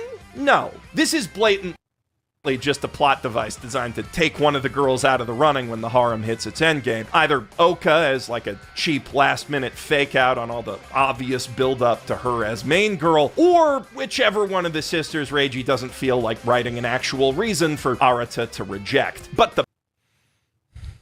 I don't even know how to criticize this anymore. This is just... like... What the fuck do you want me to criticize anymore? I don't know what to fucking say. My head's like overheating. My head's overheating. I don't even know what to fucking criticize anymore. He's just pissed for the sake of being pissed. It's not an empty mystery box. You're assuming it is. You have no knowledge of what that mystery represents at all. So how could it be an empty mystery box if you don't know? We still don't know what that is. We literally still do not know what that is. So how could you know it's an empty mystery box? You're operating on complete assumptions. Literally, almost every argument he's framing operates so much on assumptions and like how something is and isn't what something else is. Like when he compares that opening to another opening, those are two completely different stories. And there are dynamics between the characters. Just because the opening doesn't represent that, it doesn't mean shit. The opening fixates on that obsessive love of the story because what does the story say when you start it? That story, the difference between that story that he showcased and this story is they have completely different narrative structures. It is not the same thing. This story, the entire thematic purpose of it is this love is our fate. So naturally, the opening completely fixates on that obsessive love that is their fate that is constantly circulated around this element for the characters in the narrative. That is why the opening is literally called that. It's called Honey Lemon Kiss. That is the idea. It is a fixation on that love. It showcases all the girls intentionally like a harem and intentionally goes back to that element of love. So naturally, it's not about the relationship siblings in the opening because it is literally about that core theme, that core conflict of twisted love. That these things were decided for them. They're literally supposed to be divided. The opening is divided by design. The opening is literally together and divided by design. It is actually kind of fucking brilliant now that I goddamn think about it. Because the characters are literally standing in the exact same spot as it literally fucking rotates, and they're all separated. You never see them actually stand together, and when they do, they literally appear like they're one and the same. They're literally posing the same exact way. They all don't have different senses of expression. It is by design. Because they're all literally just his sisters. They're not supposed to be anything else. The bigger problem with this twist is it just doesn't make sense at all. Did their dad know there was another pair of real siblings and just not tell them for some reason? If not, Gee, it's not like he lied to them for 15 fucking years. What's another lie? how did he not know? Did the adoption agency not tell him? Did they not know? Did these kids get, like, split up at birth by some unrelated circumstance and just happen to be adopted by the same billionaire? Every conceivable explanation is stupider than the last. No, it's fucking not, because you don't know every explanation. You only listed a few. Honestly kind of impressive how little thought went into this. And let me tell you, it only gets dumber from there. For instance, the most recent arc is about Bonri dealing with this abusive boyfriend who's just such a transparent manosphere piece of shit, it's legitimately baffling why she'd put up with it. Until you find out he's blackmailing her with a secret that, if it got out, could destroy their family and ruin their father's company forever. And this secret, which is so horrible that she allows this man to lay hands on her and kick children in front of her, is that her family is adopted. Now, admittedly, No. The story actively hints to you it didn't start this way. They didn't start dating this way. It actually doesn't line up. It's by design. This is something he starts using later to keep her in the relationship. I also really don't like the music choice he's using. Like, Jesus Christ. He's using this, like, weird seductive music. It's disgusting. No, it's literally... No. She literally talks about it. If you pay attention, she literally talks about it. She dated him prior, and he didn't seem like a bad guy at first. And she kept wanting to believe in him and see the good in him, but he progressively got more jealous, more piece of shit kind of person, and she kept trying to believe in that. And the only reason Bonri always puts up with abuse is because she's literally the parent figure. She's supposed to be the adult, so she doesn't want to trouble her siblings. That's the entire idea. She doesn't want to. The reason she puts up with it is because she's been conditioned for a very long time. She's supposed to take care of them, not the other way around. She's the adult. Until she breaks down and can't handle it anymore. Because it got too much. Especially when she sees him kick... Literally, when she sees him kick children, she couldn't stand anymore. That was fucking disgusting for her. She literally tells him, I can't do this anymore. Like, you've become a terrible human being. I can't do this anymore. And she starts breaking the fuck down. Because he wasn't just doing that before. Jesus Christ. It's literally Bonri putting up with this shit alone. That's the issue. It's literally her dealing with the abuse alone. Because she felt like she couldn't rely on her siblings because of shit like Oka does. Where Oka just, oh my god, you're in love, it's so great. And she literally, like, they can't handle this adult shit. Most of the shit they've handled isn't this kind of stuff. That would be pretty embarrassing for Elon specifically as a very publicly birth-rate-obsessed weird natalist freak. Not the most embarrassing thing that's ever happened to him this week, but certainly there would be unfertilized egg on his face. That's Why the fuck did he bring up Elon again? kind of it, though. People adopt kids all the time, and not once in the history of humanity has anyone lost their job because it got out their kids were adopted. This is simply not something you can blackmail someone over, and I'm just gonna read to you why Bonri actually does this. It's not because of that. Holy shit. That's not her reasoning. He read a goddamn wiki page. Holy shit.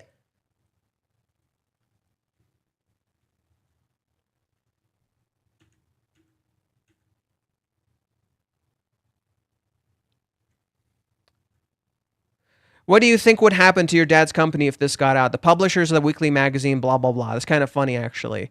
Surely you must have utmost sympathies. Bonri also says she definitely didn't want it getting out, or rather, something like this might prove useful later on. She shouldn't hear it from her brother as well. From here on out, you should be a good girlfriend. I'm sorry, he must have gone into my phone. I don't know anymore. I thought that because we were lovers that we should properly face this, but I thought about consulting dad, but in the end, the ones affected the most by letting this information leak out would be my brothers and sisters. The information leaking wasn't the issue. And it could impact their family because the whole idea is that Arata might not be a successor and that this dude lied, which impacts his credibility.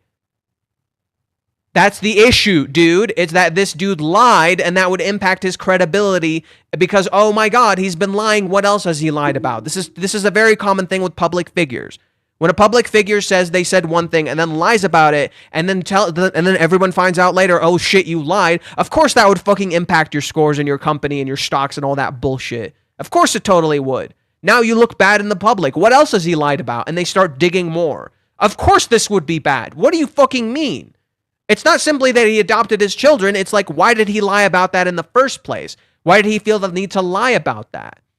Okay? And then the fact that the reason Bonri's actually doing this is because she doesn't want to hurt her siblings. Kono and Siha are both taking exams this year. If something happened to them because of me, I just don't know anymore. I couldn't take it. It's almost like this would actually impact the entire family, not just anything else. And they may even lose their livelihoods because their dad might get in trouble because of this shit.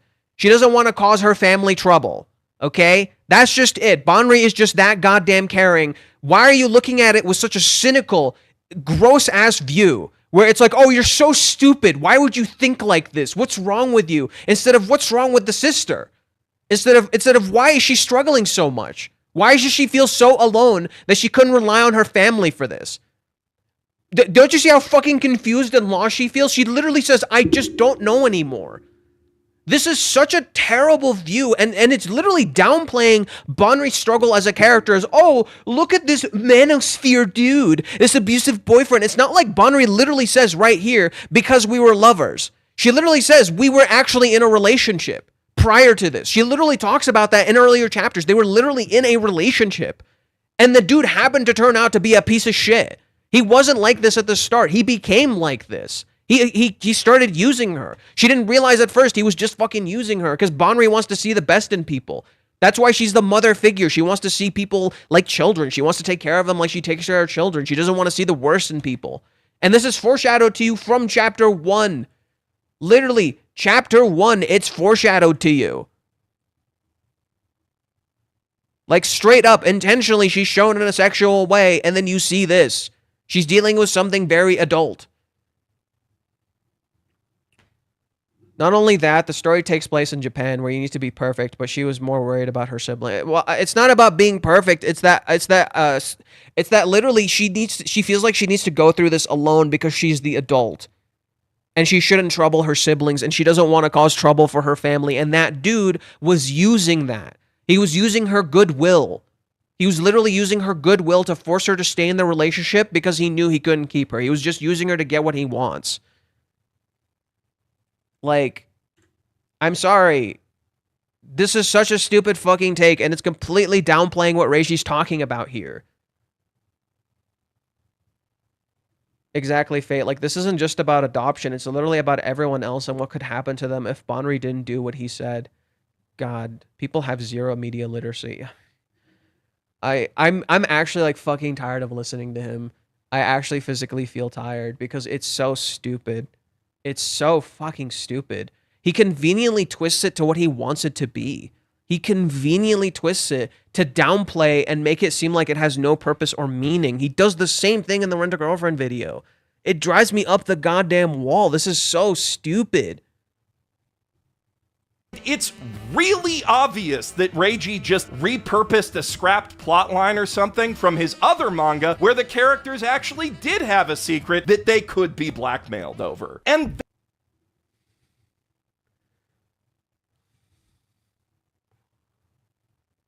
No. This is completely fucking different. Jesus Christ. There for a fact, a plot like this already happens in Rent-A-Girlfriend, but it's completely different. And that already tells me he didn't interact with this story because he would have known there's already a similar plot with Mommy. Where Mommy literally uses Chizuru's secret to fucking gaslight the shit out of her, and it doesn't end anywhere like this. Reiji openly said the reason he wanted to draw this particular story is because he wanted to explore he wanted to explore family as someone who had multiple siblings. When in Rent-A-Girlfriend, none of the characters have siblings except for Mommy, who has a literal stereotypical aristocratic family. With Rent-A-Girlfriend, he explores found family. With this, it's the opposite. It's literally, they are family already. Oh my god, this is so stupid.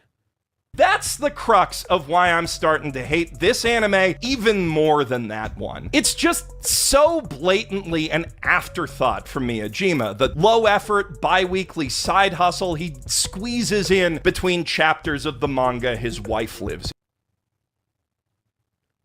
in. Sure, it... Wow, he did the thing. He called Reiji weird because his wife is in the manga.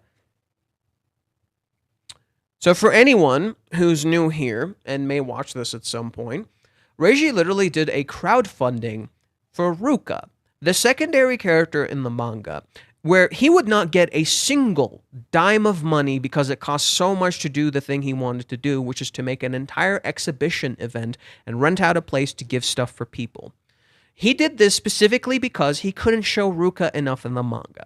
Imagine a character who wanted to do this entire thing for a side character because the editorial would not let him in the main manga.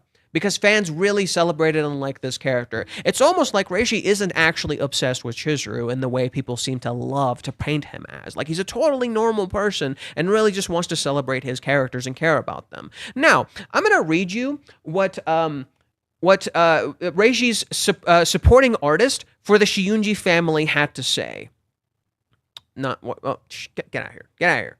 Fucking Neilin bullshit.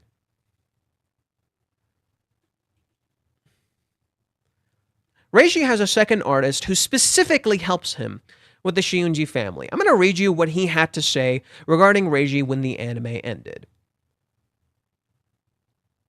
Because I'm fucking tired of this nonsense that people love to say about Reiji.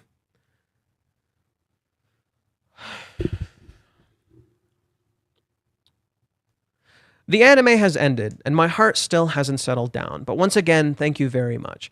The names of the children of the Shiunji family has already been drawn by Reiji Miyajima quite far ahead. It's going to get even more interesting, so I'd be thrilled if you read it until the very end. Since starting as an assistant for the artwork of the Shiunji or Konakari, I've spent every day looking at Mr. Miyajima's drawings, and from my perspective, I believe Mr. Miyajima is a truly remarkable manga artist who has a skill to draw the most adorable girls and create stories that deeply move people's hearts.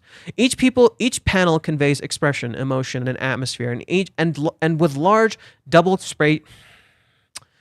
Each panel conveys expression, emotions, and atmosphere, and with large double-page spreads, you can feel the excitement or tension of the moment, almost as if you're watching a movie with a dynamic camera movements.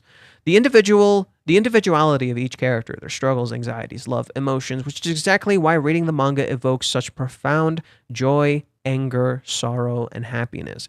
I believe that both Konakari and Shiunji are manga that only Mr. Miyajima could draw. While the anime of the Children of Shiunji family has reached its final episode, I earnestly hope that everyone will continue to follow this work until the very end. It's almost like Reiji's actually a normal fucking dude, and his stories actually have a lot to say. And if you actually genuinely engage with them for 2 fucking seconds, instead of doing what this person is doing, you would actually find something meaningful there. And that's the reason the stories he's written so far have been so successful. Because there is actual meaning and purpose to them, and there is interesting. They just don't click for everybody. This story is very different from Rent a Girlfriend. It has a lot going on for it. And maybe it doesn't appeal to everyone, but it is interesting.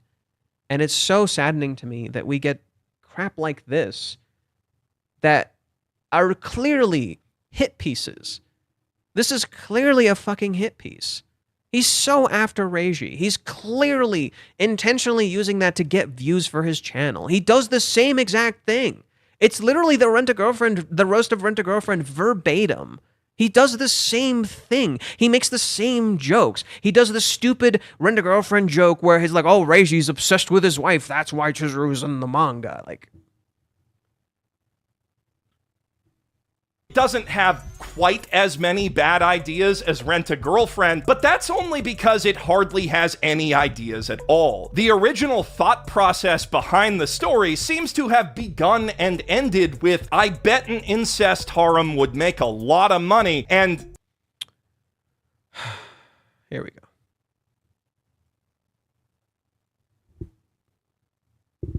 Actually, I think I have the book. Let me see if I can just pull up the book.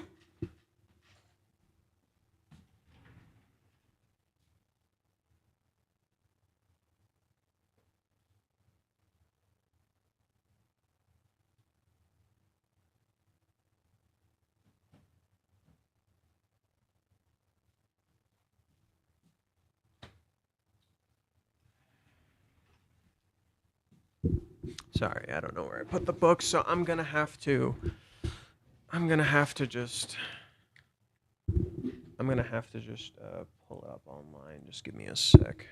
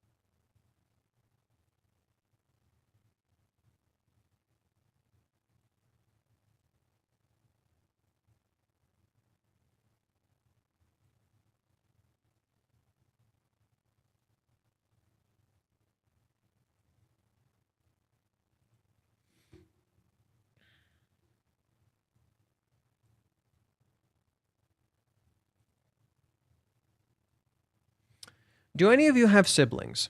This project got its start with the idea of drawing a manga themed around brothers and sisters, something I don't get to depict much in Rent-A-Girlfriend.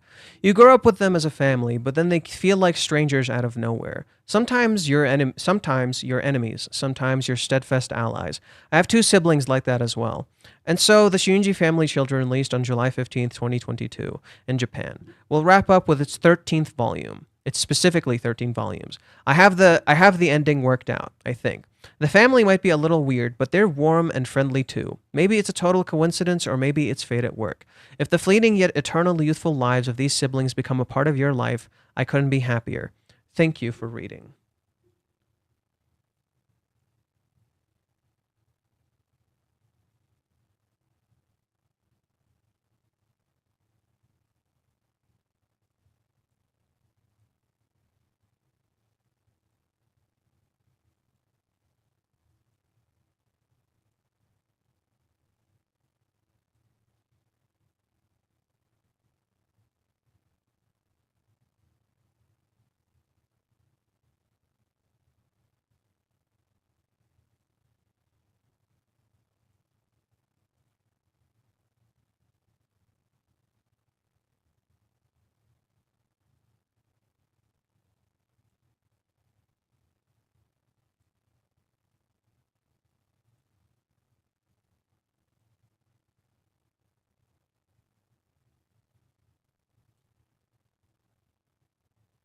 Damn, he didn't write another one.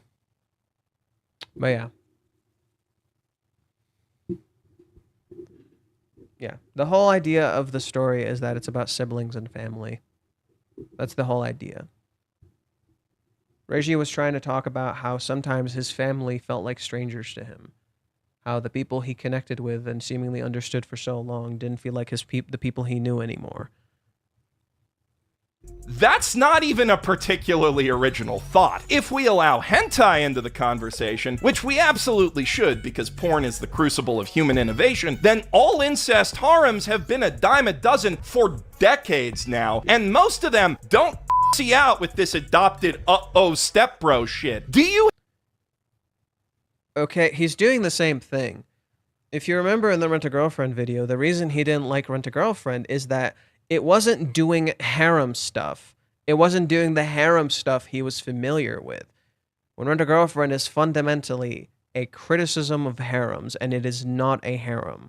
It is Kazuya and Chizuru's love story, and even when you look it up, if you go to Wikipedia, the reference to why it's a harem is someone's article on why it's a harem, not the fact that it's actually ever labeled as a harem. It's literally not even labeled as that.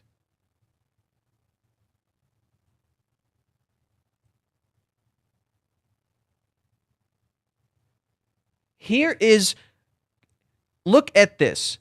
This is K-Manga, the official source from where you read Rent-A-Girlfriend. This is what it's labeled as, a romantic comedy, a romance. It is not labeled as a harem. If you go to Wikipedia and you tell me because Wikipedia says it's a harem, I'll show you what the fucking issue is. The issue is their reference for why it's a harem. Oh, come on. Open the stupid source. Is this article by CBR. Not an actual label, an article. It's not a harem. It is a romance manga. It just happens to depict 5 different female characters. That doesn't mean it's a fucking harem.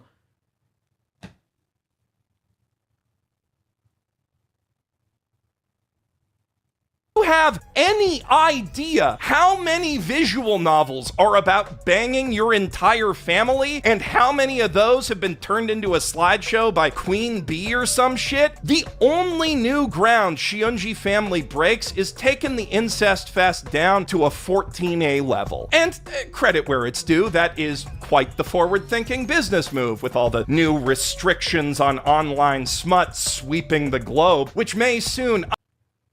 That's a very stupid take, considering Reiji regularly shows sex in his manga, and it doesn't seem to be an issue. In fact, he treats it like it's fucking normal. So what is your logic here? Especially considering this manga is a seinen targeted towards an older audience, whereas Rent a Girlfriend is a shonen. Your logic does not add the fuck up. It doesn't make any sense. It literally doesn't add up. He specifically puts it as a seinen manga instead of a shonen manga. It's almost like there's an intentional purpose for that. And in his shonen manga, he literally depicts sex. He literally regularly shows it. Like, there's no logic to this. Usher in a bold new era of softcore, etchy gooner slop for kids who don't have enough facial hair to confidently walk out of a It's targeted towards men between the ages of 18 and above. How is this targeted towards kids? beanie with a nudie mag yet. Also, it's a Trojan horse for an Orwellian digital ID program funded by Peter Thiel. The Kids Online Safety Act, I mean, not this anime. This anime...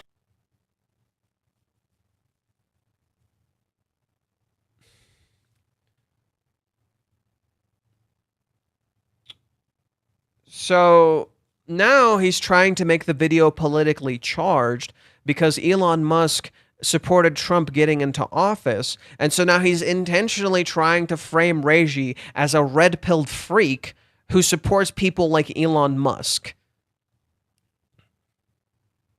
Okay, then.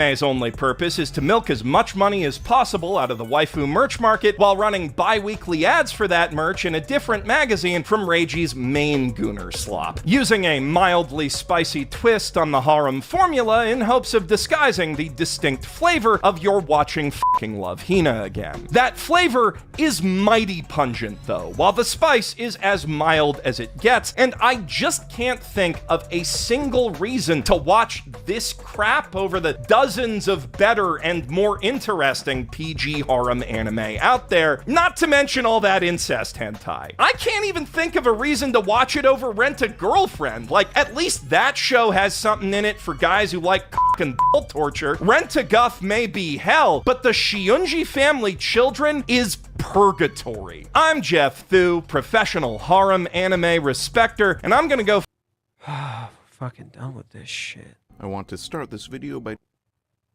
Not yet. You're watching that for another time.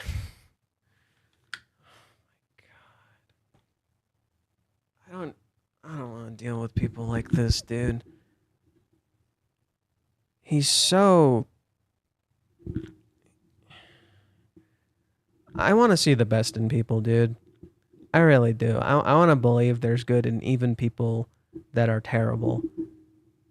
But God, they make it so hard. It's so hard to be fucking nice to people like this. This video is so vindictive.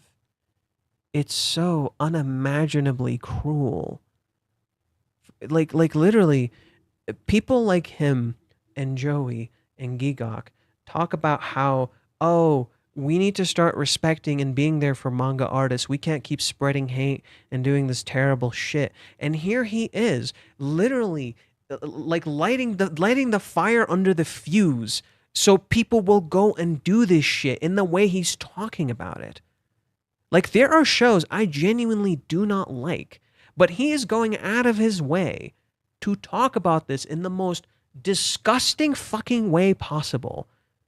And literally misrepresenting Reiji's story, intentionally so. Just to show, hey, look, this author's terrible. Your stance on saying all this terrible shit about him is completely valid. I'm going to spread a whole bunch of misinformation and just talk about a whole bunch of nonsense to justify my stance. I'm going to do a little more analysis, but then conveniently flip that analysis to mean something completely different to justify my stance. I'm not in a good headspace to deal with people like this right now, man. And that video has 100K views.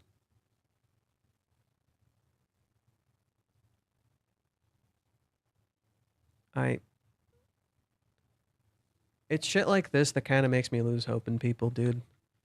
It's shit like this why we need films like Superman to just kind of give us hope, because there's so many just...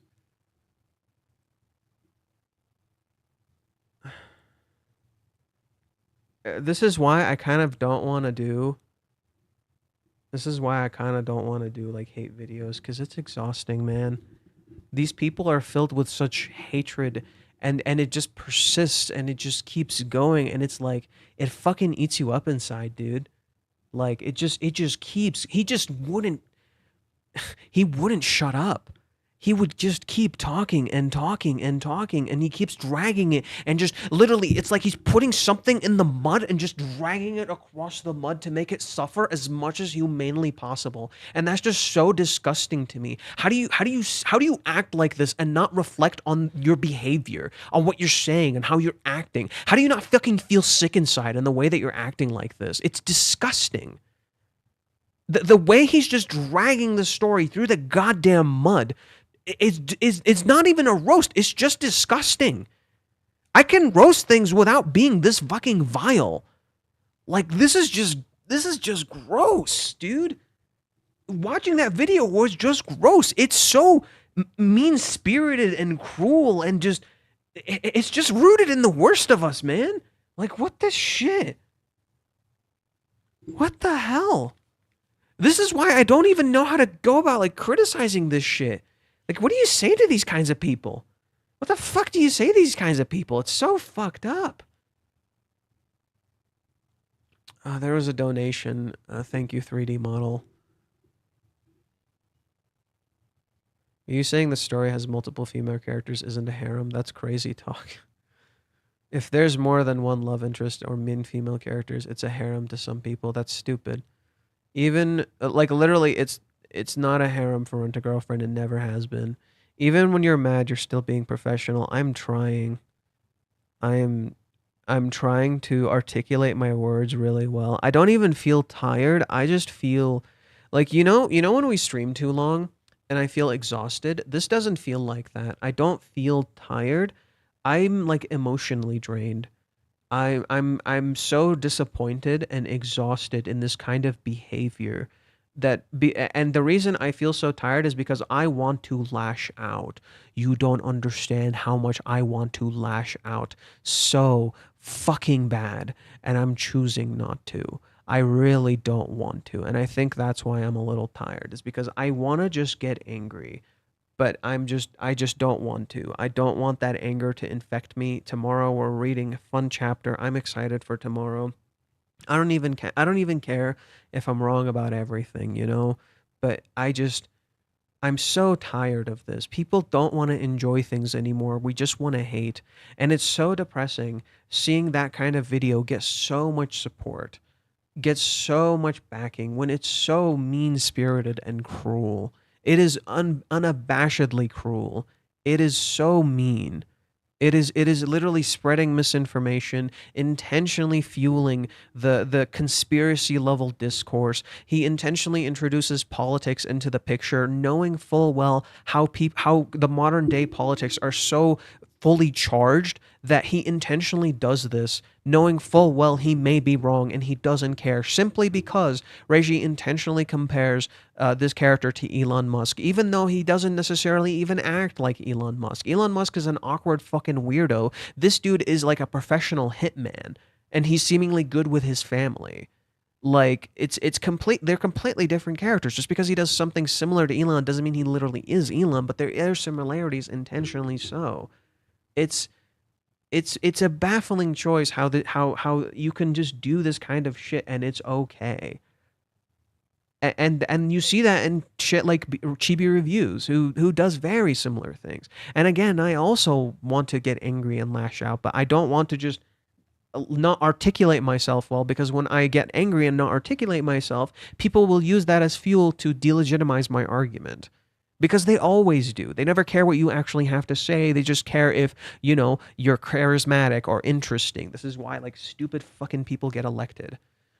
In anime, a harem refers to a genre of plot device when a male character is surrounded by multiple female characters, typically with a romantic or sexual interest in him. That doesn't necessarily mean it's a harem. Reiji won't do anything. Reiji's not going to do anything. He's just going to roll with it because he's that nice of a dude. He's always been like this. He gets disappointed in people that he tries to see the best in them and he tries to not engage with this stuff. Lying about the series because he needs a new target and shows he doesn't even pay attention to what he watched. And isn't it fascinating how he constantly comes back to Reiji's work? Right? If you seemingly don't like it so much, why are you going out of your way to write a 20-minute review talking about it? If you seemingly dislike it so goddamn much, why are you talking about it? Why give it the time of day if it's seemingly so bad? It really tells you everything you need to know. This video is literally meant to work on outrage and hatred. It is designed around that. That is the point of this video, nothing else. It is not there to say anything meaningful or be helpful or anything. It is literally there for outrage. Yes, it's for views. It's to get views. That's it. And that has left me so jaded and disappointed in the anime community. I'm not looking forward to when Gigok does a video because it will be, I don't think it will be like this, but it will leave me again disappointed and feeling kind of jaded because of course it fucking will. Nobody can engage with these stories Reishi writes in meaningful ways. The only thing I can say about Shiunji family is that when I initially started it, it felt a little bit boring in some ways. It initially felt not as engaging. And then I started reading in between the lines, and suddenly the story felt actually very engaging and very interesting. That you start to realize how Reiji's deconstructing these themes and ideas, and he's exploring family in interesting ways. And that, to me, started gripping me. I like Shuinji family, but in a different way from Rent-A-Girlfriend. I like Shuinji family not because it's super insanely engaging, but because it's slow and methodical. Rent-A-Girlfriend, like, literally busts through the door and, like, goes right away, and it's interesting. In contrast, when you read the Shuinji family, it starts very slow. The easiest comparison I can make, and I've made this one a few times, is that if Rent-A-Girlfriend is Breaking Bad, then this is Better Call Saul. It starts very slow and methodical, and it's setting up a lot. And if you know anything about Reiji, you know he watches a lot of films. He's actually a massive film fan. He loves watching TV shows. He loves watching anime. And so it's not surprising that literally his own supportive artwork, like the dude who also does artwork for him, like right here, like his fellow artist, his assistant, literally says right here, the way Reiji films these panels, the double-page spreads, it's almost as if you're watching a movie with a dynamic camera movements, which is something I've said before too. It's the way Reiji intentionally writes is to evoke that sense of camera movement because he uses films as inspiration. And so Reiji openly said in one of his initial interviews is that the initial premise of Rent-A-Girlfriend takes a lot of inspiration from a few American shows, such as Desperate Housewives and Breaking Bad, both of which were very revolutionary shows. Desperate Housewives sounds silly, but it's actually a very revolutionary show because it said that soap operas could be written super well, and it's a very dark show. It's a show that seems very silly, but it's a very dark show. And of course, he takes a lot of inspiration from other things, such as Evangelion, One Piece. He's actively shown and depicted certain topics and discussions similar to that stuff. In that same way, it really does not shock me that Shiunji family takes a very different approach that's a lot slower and more methodical and has yet to fully reveal its hand. And once it does, it could be very interesting and change everything on its head. And so it's really disappointing to me when I see stuff like this, which completely demeans and removes any sense of discussion of anything the story is even remotely depicting. I hate that. I genuinely hate that kind of approach to talking about anything, when your approach is literally to just not talk about it. You choose not to have discussions. You choose not to engage with the media. You're literally doing the one thing we did back in history that we fucking hated. When we saw something new and we didn't like it, what did? We literally constantly harassed people. We literally constantly berated them for something we didn't understand and we didn't like. Van Gogh is considered one of the greatest fucking artists of our time. And yet at the time, people treated him like he was a fucking psycho. Like literally every time it's like we have this compulsion to always be pieces of shit and freak out at things we don't understand. And it's so exhausting seeing people act like this, that these stories seemingly have a lot to say. And if you find it boring or uninteresting, bro, just fuck off. You have so many options and you choose to talk about this one because it's easier. It is easier to talk about something that you hate rather than something that you love. Because when you love something, it's not easy to actually discuss it and give it time. And he clearly needs to upload weekly and do his regular weekly uploads. So naturally, of fucking course, he's going to waste time doing this crap because it will get him a crap ton of views. His Rent-A-Girlfriend video has 1.5 million views, if not more now after chapter 380.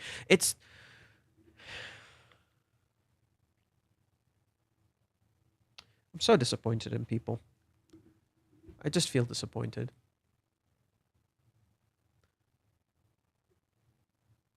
You're allowed to not like something, yet respect the author's creation. This dude doesn't know what he's talking about. The Rent-A-Girlfriend one that he made, we spent... And understand, I haven't even fully completed the Shiunji family in its entirety and properly sat through and thought about it. This is me not even fully thinking about it. Imagine if I actually sat down and actually fully processed and gave Shiunji family the proper time. I would have probably spent 4 hours shredding this fucking video. I'm not even remotely kidding. Do you guys remember when we did the Rent-A-Girlfriend video? Let me go to my channel real quick.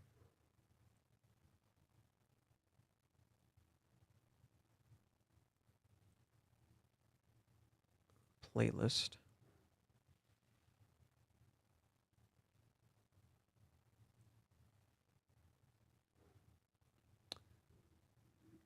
Here's the first one, here's the second one. We can remove like an hour from this one. So I spent like 4 hours just utterly shredding his video. Like literally 4 hours pointing out how his like 25, 35-minute video was complete nonsense. Imagine if I like actually gave it the time. If I actually gave this series the meaningful time and actually delved into it, I would have spent like 2 hours talking about this, if not 3 hours. Oh, hey, look, it's me. Hey, look, it's me. Yeah, like seriously, it's insane. It is utter insanity.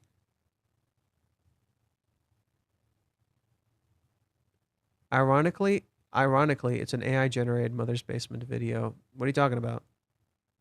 There wasn't any AI there. Shuinji family is a sound manga, but I'm not a fan when Arata ends up with his sisters. Haha. We don't even know if that's going to happen. Because rather, unfortunately, it's popular to hate this series, and Mother's Basement is capitalizing on that. I don't engage with things I don't like, don't understand the reasoning. A lot of people do this because the internet actively rewards you for doing this kind of crap. And of course, he'll completely say he's not doing this, right? They'll never admit to it. At best, he'll say, yeah, of course I'm capitalizing on it. What did you expect me to do? But no, you can focus on the things you love. You just choose not to. And it is depressing. An obsession with Reiji needing to have a hentai-like story is weird. I know. The dude doesn't even care about that. It actually bothers him that people keep saying this shit to him. He's like, fuck off. Dude, fuck off. Like every stupid person who says, oh, Reiji should just draw and have someone else write for him. He literally can't draw. One, he did that before. And two, he still wrote too. He already did that before in AKB 49, where he was the artist and he actually was involved in the writing. And literally, he needed to be involved in the writing, otherwise he couldn't depict it like he does. It wouldn't look the same. That's a baffling fucking take. Even artists are involved in that creation process. It's the same exact thing with like other shows that have this exact issue. Like what is it? Oshinoko. Oshinoko, what's his name isn't drawing. Aka Akasaka isn't the artist, but the artist is directly involved in the writing of the story. She's not simply drawing. In so doing, this is what makes it more effective as a story. You can't just you can't separate artist from the art. That's how it fucking works. It's so stupid. Surrounded by idiots. He's watched a lot of dramas, and honestly, I can just feel it from his work. I love how he makes his work feel like a soap opera, and it feels fulfilling. Are you talking about Reiji? Reiji isn't necessarily just writing a soap opera. Rather, he's writing like an actually good story that happens to have the structure of a soap opera. It's by design. He wanted the series to cross the line, except that was never the point of the story. Yeah, he wants the series to cross the line. That was never the fucking point. Chapter 218. I get the point he wants to show Kazuya's despair, but it's still darker take that he made a mess of Chizuru and Kazuya's image. That chapter is perfect, and I'm sick and tired of needing to defend it because of stupid takes like this. It's similar with Solo Leveling. It's getting a lot of hate because of the story, but it won many awards of the best anime. I think the problem with the start with the show gets popular. Yeah, whenever a show gets popular, it gets a lot of shit. And I'm gonna be real, like, I didn't think Solo Leveling was an amazing fucking anime, but I'm not gonna pretend like it wasn't one of the most popular animes when it was airing. It was like a celebration. It's like you were watching a fucking sport. Like, it was a very, very fun show.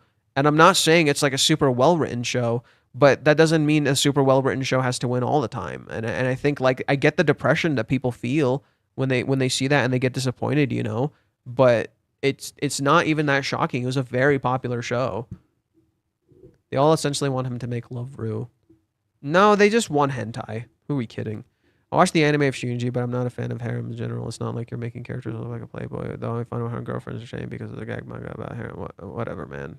Those are two totally different stories. If anything, people never seem to admit this. The guy who wrote 100 Girlfriends literally supported Shiunji family. Conveniently, he doesn't talk about this.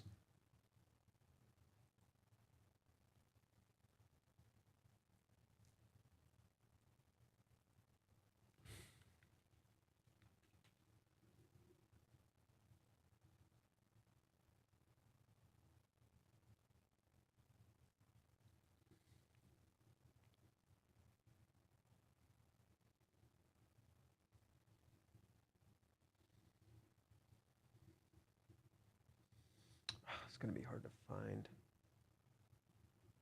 Okay, bookmarks. Shiunji.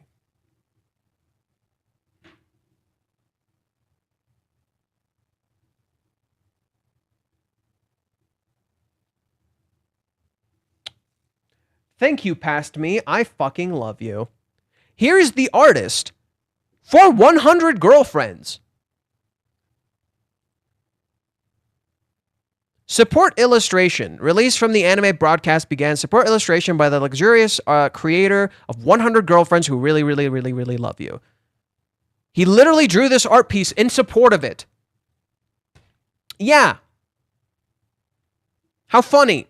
And here he is talking about literally it's so fascinating how, as a creator, Mother's Basement is sowing division, and then here are all these artists supporting each other and not giving a shit about this crap. Isn't that so fascinating? That he's actively talking about, he's actively trying to segregate and separate these animes into separate things and these stories into like separate things when these artists are openly supporting each other and they don't give a shit. And do you know how many people actually openly supported the Shiunji family anime? Like, a bunch of other mangakas openly supported it and like drew a bunch of illustrations in support of it. It wasn't just him. There was a whole bunch more. It's baffling. It's insane how these people are so focused on division when all these mangakas are literally openly supporting each other and are literally on each other's side. It's actually drives me up the goddamn wall.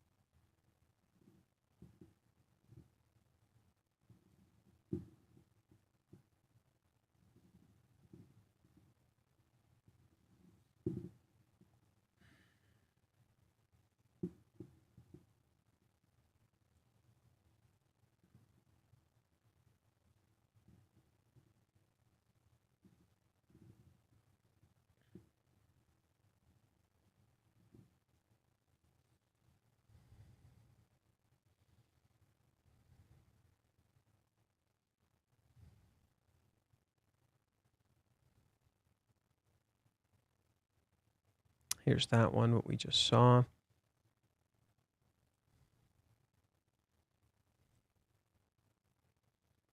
Another support illustration from the one where they're married.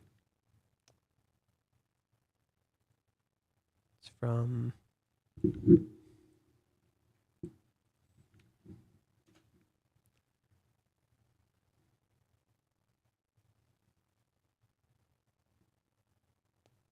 this one. This author regularly supports Reiji. They're actually super fucking close. Wait, why did Dinky just show up? What the hell? What the hell? What? Hey, bro, I was checking you out. Bro, I was checking you out.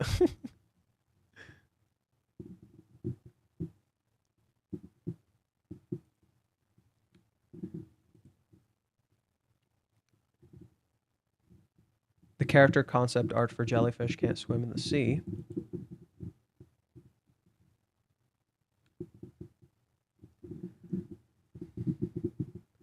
This artist also supported Reiji. I'm not familiar with their work, but they also supported Reiji when that was coming out. Rent a Girlfriend also got a whole bunch of support when it was coming out. I could have sworn there was like 3 more. Oh, there's this one. Miss Kobayashi's Dragon Maid. The Miss Kobayashi's Dragon Maid out here supporting Reiji.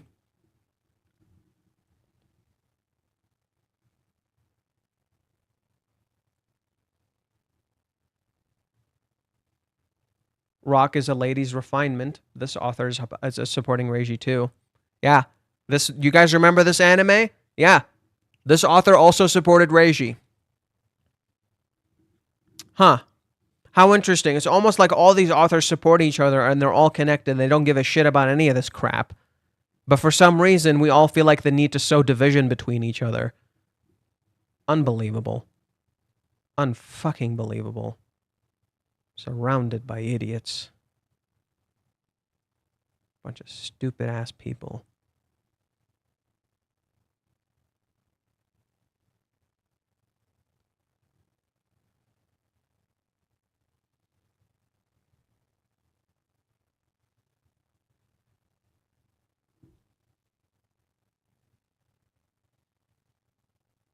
I genuinely left that video feeling so disappointed.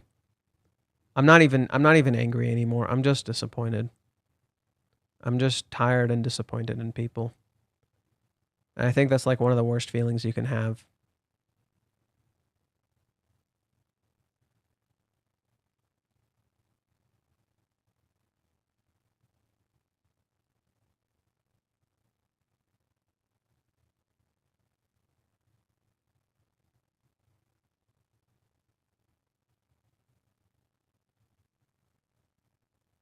Besides Reiji, what other manga artists you like?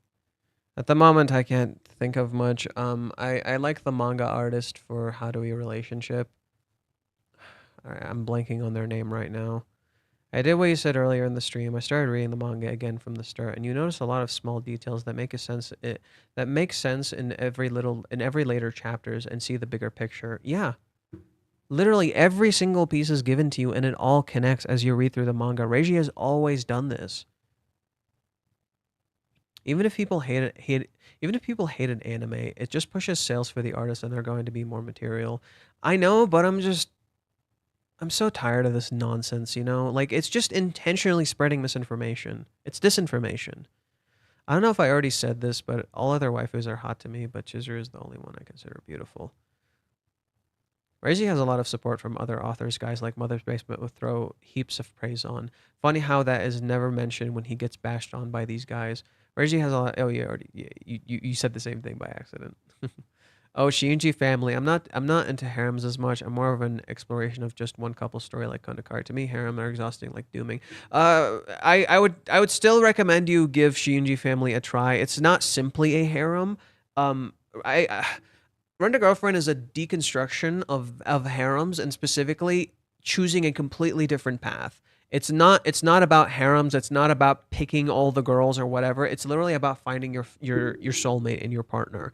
And it's fundamentally criticizing harems in that sense. Shiunji family is a harem by design to criticize harems in a different way, in that the entire nature of the harem relationship is that it was all just a big facade and a big lie, and the choice was already made from the start, and the characters don't actually have choices.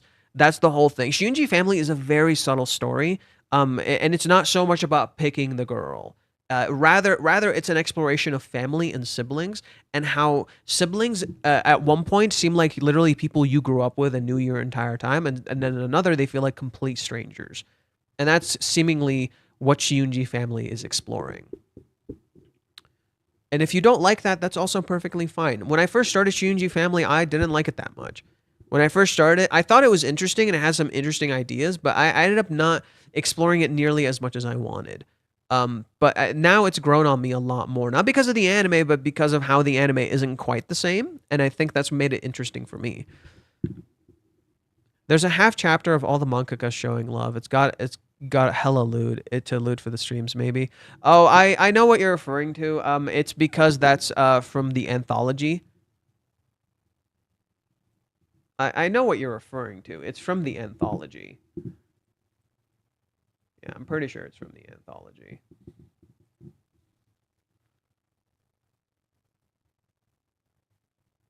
Yeah, I believe this came out around... Yeah, the Volume 2 extras. Yeah, I remember this. Here, we can show this. These are all... So this was... Let me show it to you. I own it. I own this thing, so I can show it to you.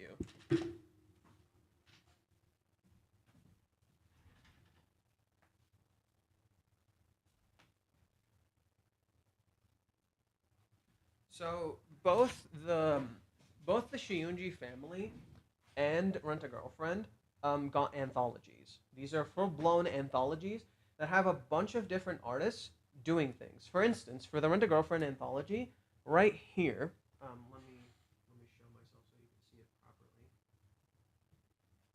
Right here, this artist right here, this one, the one with Ruka, this is the artist for Dangers in My Heart. Right here. They got one of their big starts through Reiji. Reiji supported them as an artist, and they got one of their big starts through that. And if you read Dangers in My Heart, you can actually see a whole lot of parallels to Rent a Girlfriend, where there's a whole dynamic comparison between those two stories. Yeah, I know. I'm going to show you the rag thing. Just give me a sec. The whole point is that there's so many artists that support Reiji openly. The whole thing I'm trying to point out here is that Reiji actively supports these artists, and in so doing, they become more involved and they get to grow, and because they have more connections through him. He's actively, consistently supporting people, and that's always been a thing that Reiji does. He's actively supporting other artists, and a lot of them love to work with him, especially his assistants, who he gives time to do their own manga. Now, for the Shiunji family, we're talking about this. This is the extra anthology you could have gotten if you purchased Volume 2 as it came out. And these are all the artists that supported it. Look at how, like, all of these people were supporting it. Hiroyuki is Reiji's best friend mangaka, where they both created... they both, like, when their magazine would release, they would have, like, author notes, and they would literally say each other's author notes. There's also some hentai artists here. So I can show this to you real quick. So Hiroyuki... I believe this one's a hentai artist right here. Reiji openly supports hentai artists. I know their Alp right here is also another hentai artist. Reiji openly supports these people. He doesn't care what their background is. He doesn't care about any of that stuff. He just openly supports these people. Like, he doesn't care where you stem from. He just tries to give them an opportunity to grow and create more of their art and work. And it's so fascinating to me how people just don't want to see that, you know? Like, here, this is straight up from a hentai artist. Here's this horny shit from a hentai artist. Like, yeah. It's normal. It's not weird. And it's so sad to me that people intentionally, like, just, God. Like, this dude is out here supporting literally everybody. And literally nobody wants to be supportive of him. It makes me so sad. Like, goddamn, man. Here's some more artwork you can see.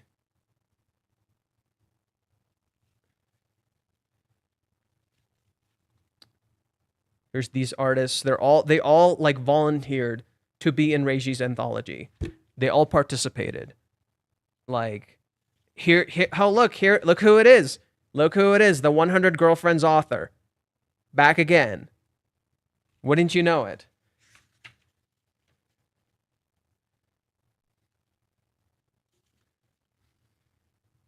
All of these different artists are supporting him. All of these different artists are working with him and appreciating his work.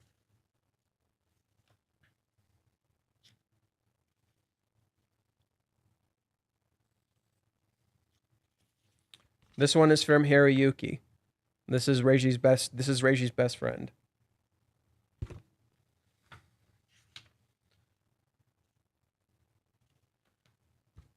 Like, damn, bro. Oh, wow. Look who it is. The domestic girlfriend author. Because they share a magazine. Here she is, openly supporting him. Wouldn't you know it? It's almost like all these people get along and they don't care about any of this competitive, stupid-ass nonsense.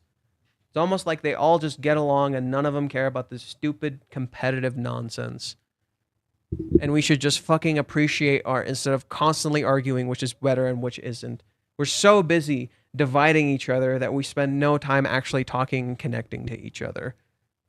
Literally losing faith in people, man. Never seek hope in humanity. Humanity will always fail. Seek individuals with which you invest hope in. I want to create hope for people, dude. I don't seek hope in people. I just believe in hope. I don't know, man. I don't even fully agree with that. I just want to hope. I just want to believe in people. Even if people disappoint me eventually, I still want to hope in people. You know? I don't really want to think like that. I would like to hope, but I'd like to work towards that hope, you know? I just don't want... I don't know, man. I just don't believe in that stuff. I don't know what to think. Been into romance genre, but now it's slowly getting into the slice of life craze. For some reason, the shows I absolutely love are the ones I initially drop, then rewatch them. Hello, everyone. This led me to the Nagatoro anthology is how I found Noru in both. Man, Reiji is such a cool guy and a good friend anyone would want to have. Yeah, he's so supportive of people. He's openly so supportive of people. He even talked to the artist of Quintessential Quintuplets on one of his streams a while back, like a long time ago, a few years ago. Like they literally talked on his stream. He gets along with everybody. And then here are people saying like all these terrible shit about him and like literally not understanding him and making a whole bunch of assumptions. Like what even? Wow, this is what you call a colleague relationship. It's sad to see some people just don't want to see the bigger picture and just want to bash Reiji just for the sake of it. Yeah. It might be because of the anime. What because of the anime? What? Oh, no. This was for volume 2. This right here, this is way before anything came out for the anime. And they're just supporting. They don't have to do anything. They don't have to do anything. They just chose to. You have to understand that they don't have to do anything. They just chose to support him because for instance,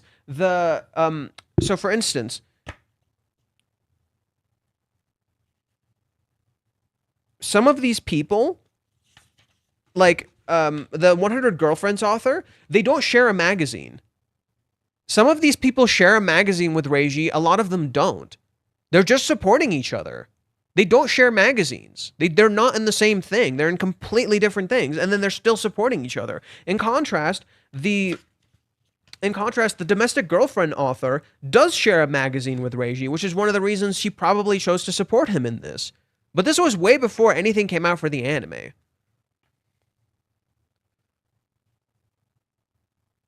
Man, Reiji is such a cool guy and a good friend. Yeah, we read this. It's sad to see people just... Might be because of the anime. We need Sam Porter. Sam Porter Bridges! Someone who will unite us all. Let's go. Sam Porter Bridges! Bro. Let's go. What the hell?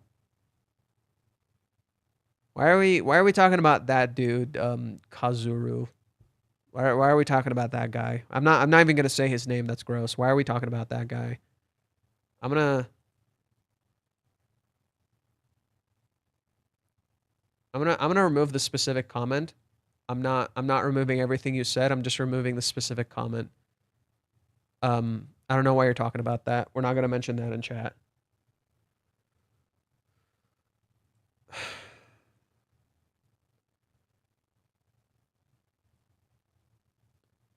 Yeah. Hey, Death Stranding 2. We were just talking about it. How funny. Death Stranding 2. We were just fucking talking about it. Oh my god, you guys can't see. One of the people who liked my post was just literally Death Stranding 2.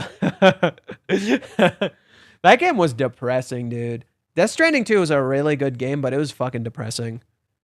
Yeah, no. I'm surprised this ended a lot quicker than I expected. I was expecting to see here for a hot while. I'm glad it kind of ended quicker than I expected. I took a look at things from the perspective of a god of destruction. Earth has the potential. It's not far gone to warrant destruction yet. I don't know. I read Domestic Girlfriend as well. I know it's not the topic, but it would be nice to hear your take about the ending in some other stream if you like talk about it.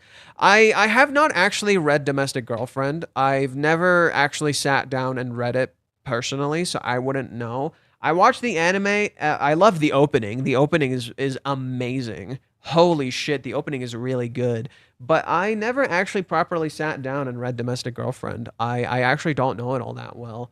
And I don't want to judge their work. I really, a part of me is a little afraid to read it because I don't want to judge their work based on like all that stuff. And it's like, it doesn't help that Gaunt doesn't stop fucking talking about it.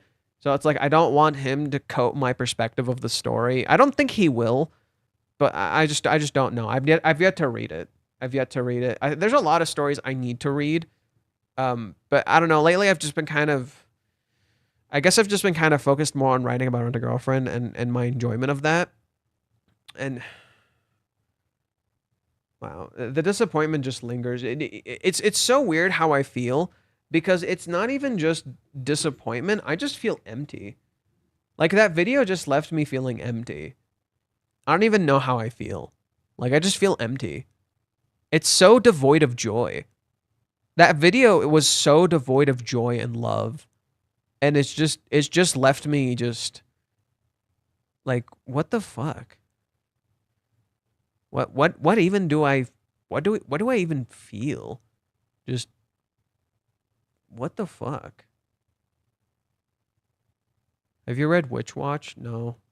There's a lot of stories I know about, like Witch Watch, Domestic Girlfriend. I know about these stories. I've just yet to read them. Like, I have a massive backlog. It doesn't help that I also rotate between video games, movies, TV shows, and anime and manga. I rotate between a lot, and I can't always do a lot, especially when I'm trying to focus on writing. Man, that video was just so disappointing. And it's so...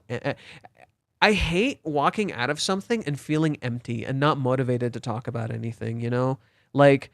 I'm going to share like something personal with you guys. After I see a movie, when I really love a film, I get so excited. I never shut up. I just keep talking. I get so fucking excited. And after this video, I don't want to say anything. I think that really says a lot, that I really don't want to say anything. I don't want to talk about it. I just want to move on. I think that really kind of says a lot about how I feel about watching content like this. I just want to move on. I don't even want to engage with it. I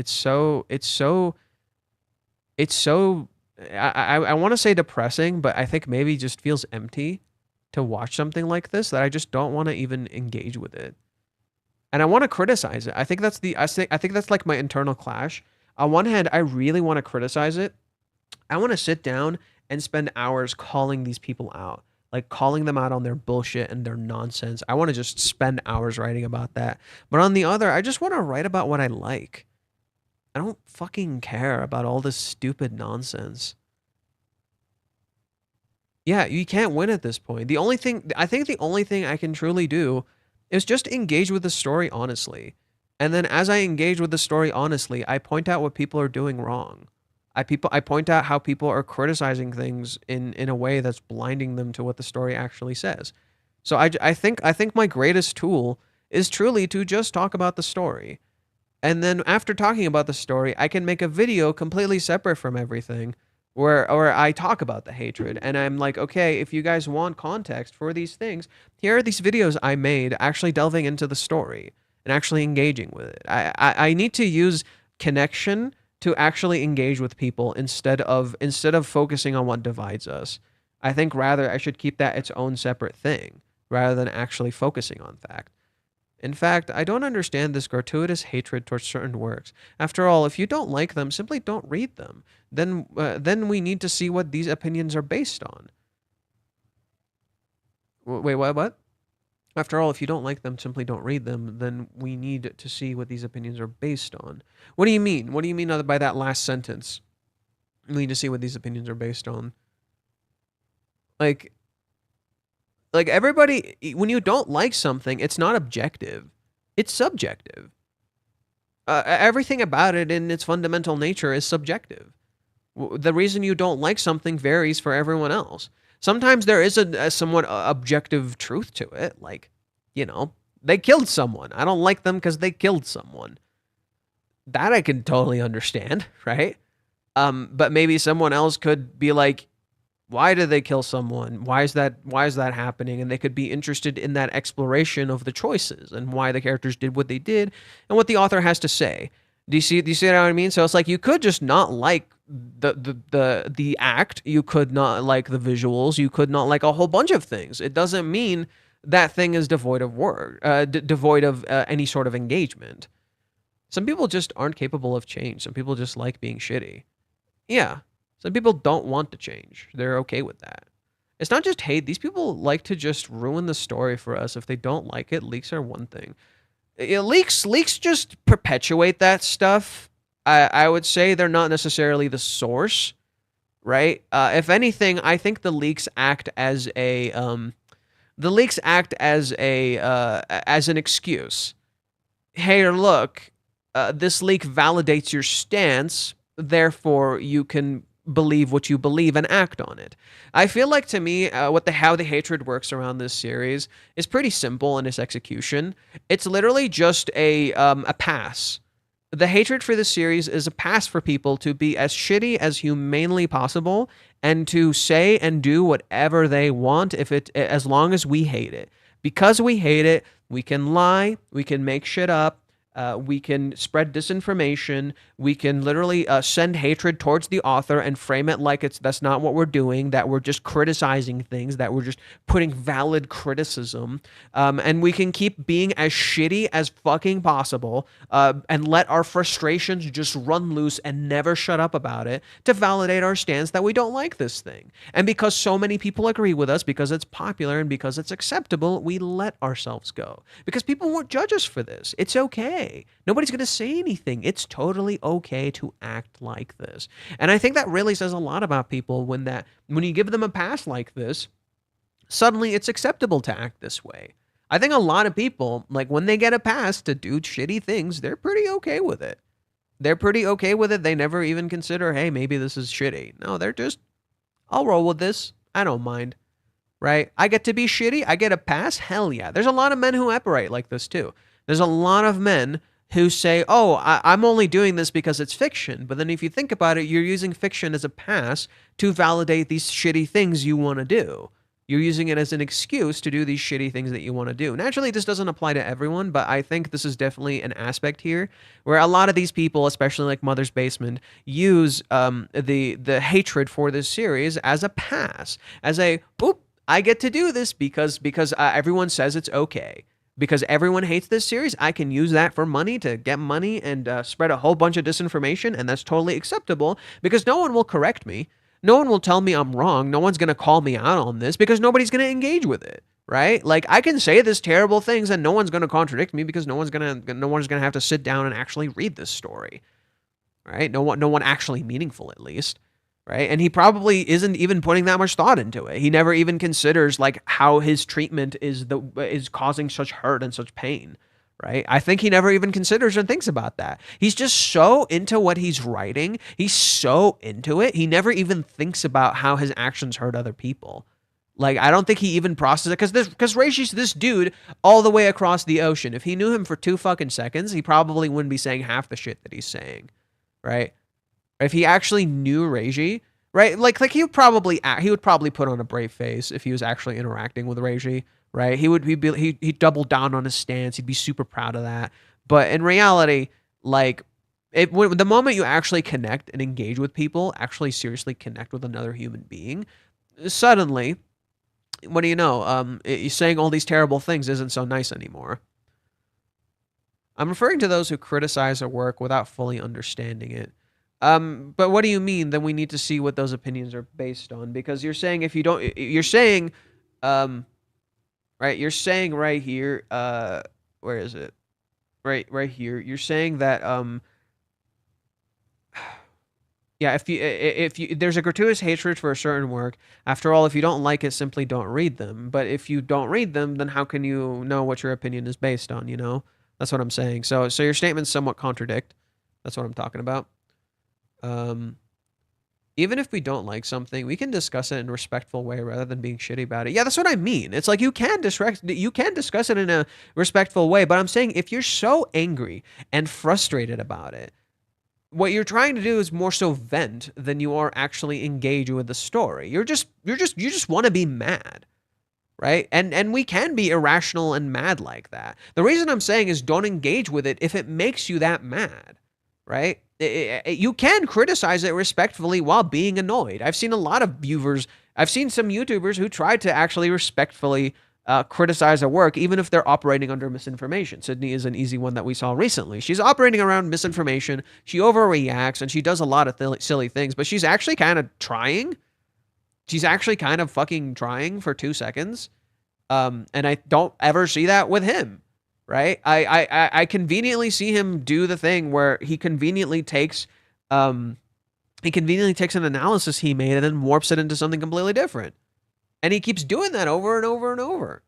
It's just very shitty behavior. Falling in reverse, zombified. I don't get it. I don't get it. I just want to like stories, man. I don't care about any of this other nonsense. I just want to like stories. I don't care about all this other crap. I just want to enjoy this story. I don't care about whether you like it or don't like it or whatever. I just like stories. I don't care. Art is interesting. Stories are interesting. I find what Rent-A-Girlfriend and Shiunji family have to say to be interesting and meaningful. And there's stuff that these stories are saying that I actually like and want to engage with. That's all I give a shit about. I don't care about all this discourse and nonsense. This is just my honest feelings. I don't give a shit about any of that. I just like stories, man. If a story is interesting and evokes an emotion from me and makes me want to think and actually engage with stories better, that's all I need. And I feel like Rent-A-Girlfriend and Shiunji family do that in spades. They make me want to engage and understand stories better. The reason I'm so good at analysis, because the Paradise arc got so much fucking shit, and I thought it was like one of the best written arcs I've ever fucking read. That's the reason I'm so committed to doing so much analysis and why I love writing this shit. Literally why I love to do that kind of shit. Because that arc flipped my entire perspective on writing. And in so doing, I appreciate stories 10 times more than I ever did. My entire perspective on storytelling literally got flipped because of Rent-A-Girlfriend. Because of how good its story was and how much people refused to see that goodness. What else should we talk about?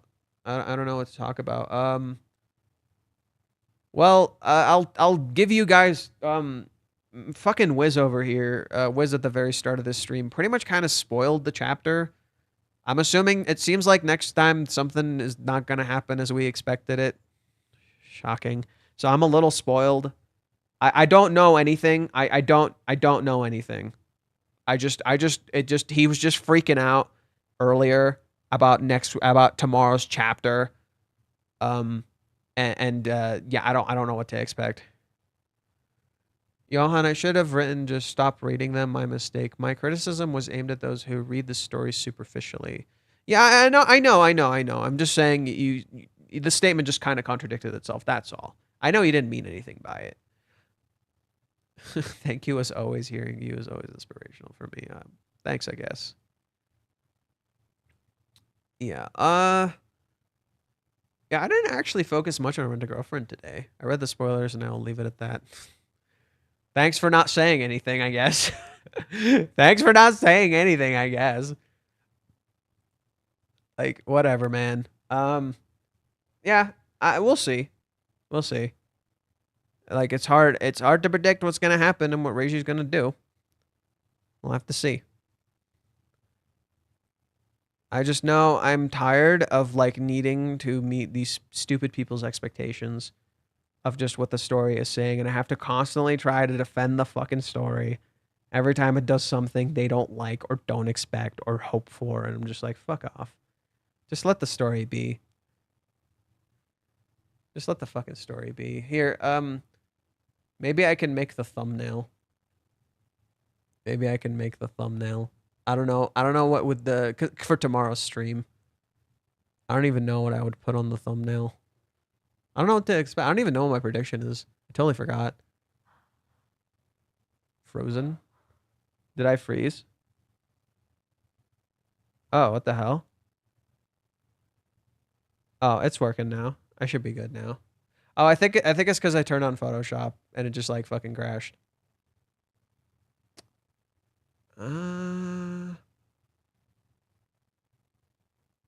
Let's see.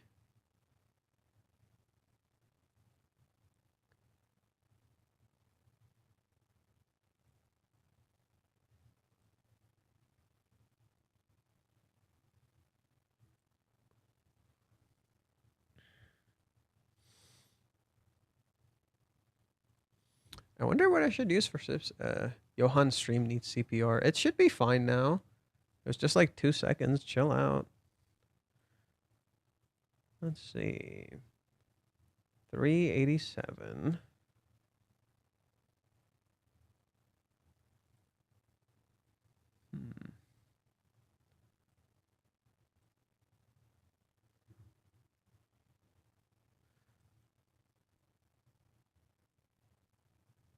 Let's see. Let's do that. Yeah, it kind of blows. I never got to finish my video.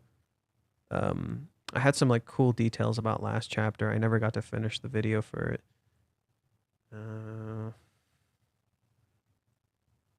What else can I do? I guess we can go to 235.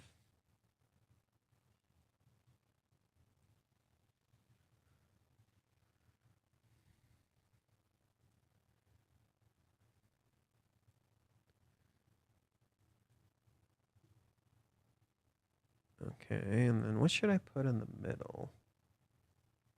Hey, look, it's live action Kazuya. He's so handsome. Live action Kazuya is so handsome. Look at them. They're so cute. They're so cute.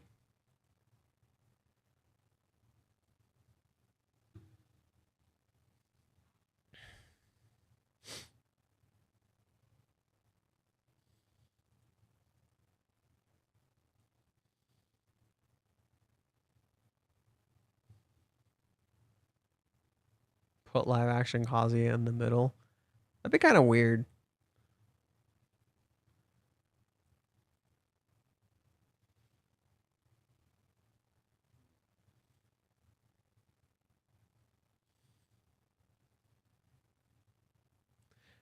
Kazuya is probably going to be the focus of next chapter, so you think we're just going to get a lot of Kazuya's inner monologues and him being confused, and people are going to be like, "Oh, it's a waste of fucking time."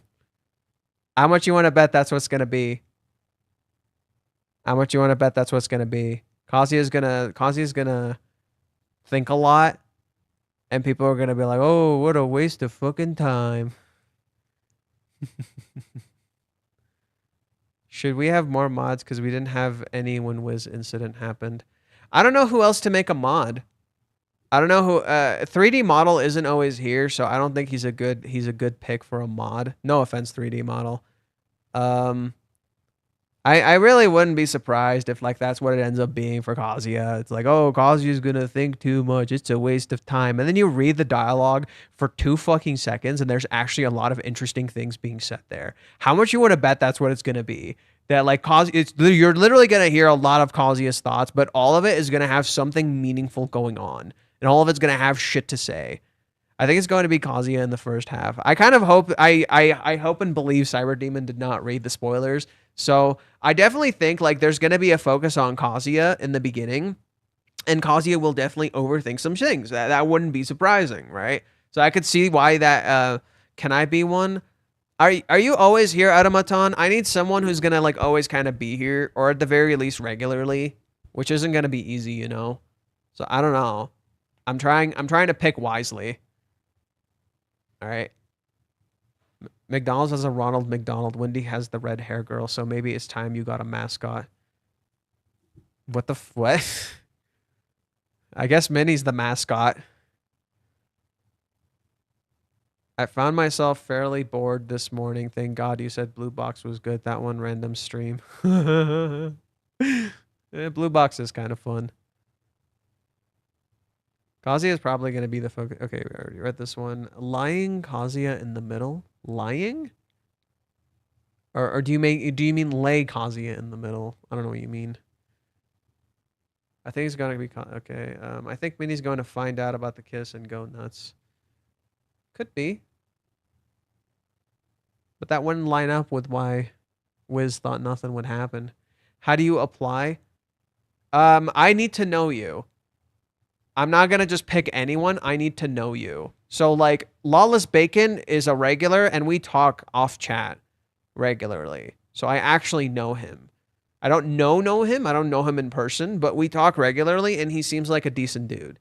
So that's why I picked Lawless Bacon. I do talk to 3D Model, but 3D Model isn't always here. So and I'm not lawless like I kind of also somewhat trust with my judgment in terms of like guessing who to remove and who to not. I think he's listened in terms of that well. Yes, Bulver, but I'm actually not as aware of how you approach dealing with problem solving in terms of like people and spoilers and content, because I don't want you to just ban anyone, you know? I don't want you to just ban anyone like this. No, not like this. This is just occasionally talking and engaging. I mean like they regularly talk in the chat and things like that, but they also talk to me on Discord and in other places. I know some of these people. In terms of you, Bulver, I could consider you. I just don't know. So I'm a good moderator. You've been doing a good job. I think you're a little too passive sometimes, but you're doing a good job. Like for the most part, I think you're doing okay.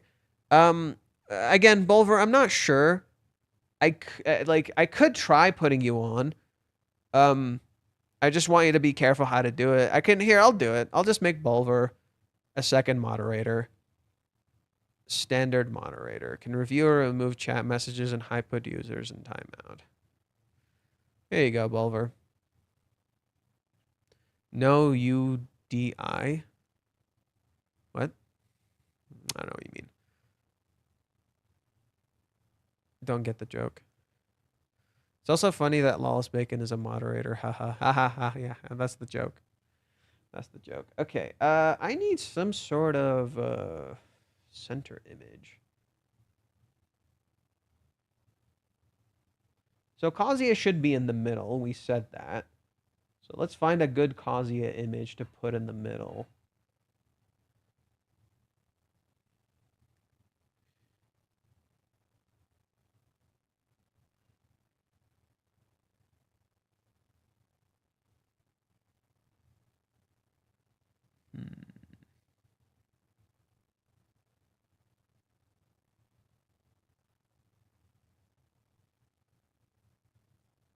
I could use this one, and then I just gotta remove Kazuya.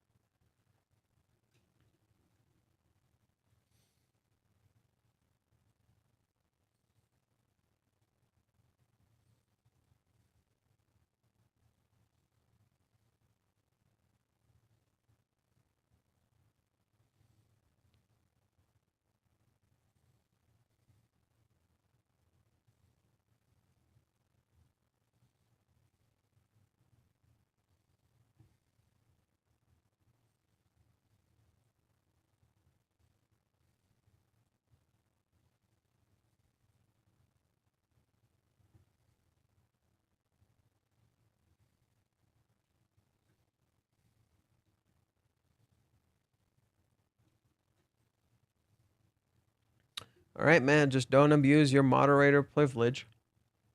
Don't abuse your moderator privilege. I trust you, buddy. I'll set it at 2.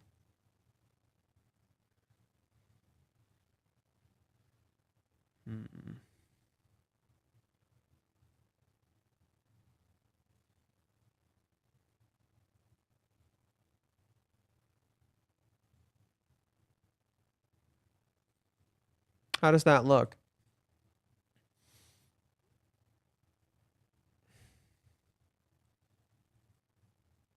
What do we think of this?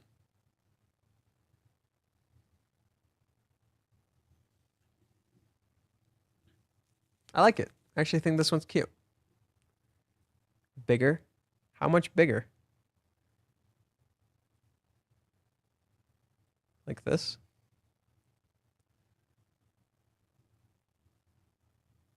Kazuya looks cute and cool. He looks great. I love him.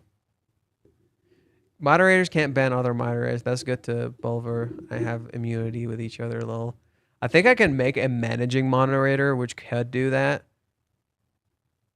But, yeah. I'm not going to do that just yet. There's no one here at the moment who I think could be a managing moderator. All right. I'm glad we like this one. 387.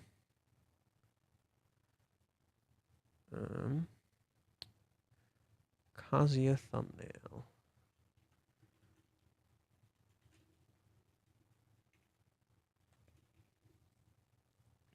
Okay. I created the shirt of Kazuya myself. Like you made your own? Nice.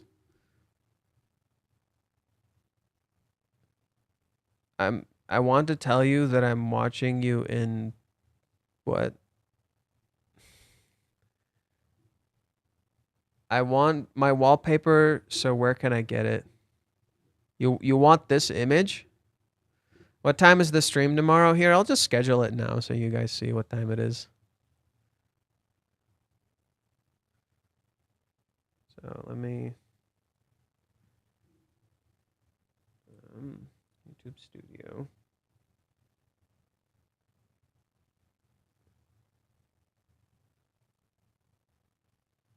Let's see. Go live. All right. Let's schedule stream. Reuse this one as the basis. What should we name it? What should we name next chapter? What should we name next chapter or next week's video or tomorrow's video? So we have chapter 388 reaction. All right. But what should I actually name the what should I actually name it?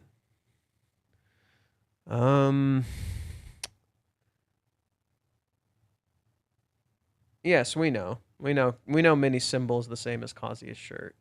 Yeah, that's the idea. She's his ninja. To come back or not to come back, that is the question.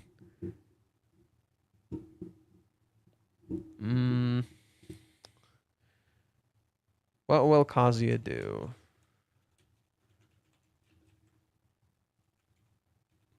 That's what I'll call it. We already did that. We already did Showdown Chizuru versus Mini. I think what will Kazuya do works a little better in this instance. Let's see.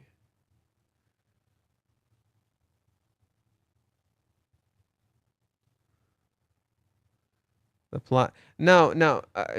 Okay, I'm gonna teach you a trick to YouTube. You're all making mistakes with how you're phrasing this. The YouTube video title makes you want to click it. It should also complement whatever you're showing. So one trick to do it is to say, is to make something appear scandalous or weird, or you have to ask a question that makes people want to find the answer to it. What will Kazuya do works because a lot of people right now are like, oh, what the fuck is Kazuya going to do? Is he going to leave? Kazuya's going to leave, all that shit, you know? So in that sense, I'm asking the right questions that is relevant to what I'm talking about while also intentionally attracting people's attention who are curious about this. See what I mean?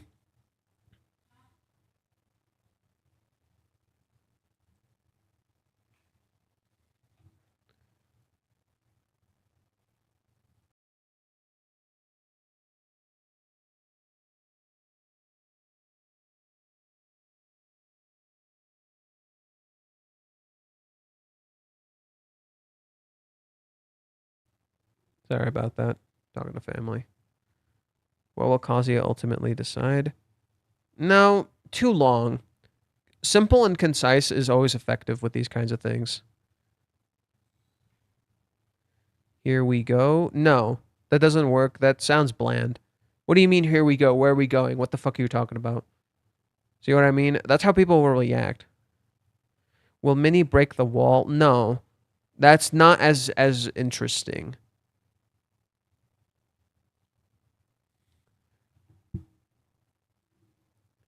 If people could only see Kazuya's inner thoughts, make his character all that more interesting.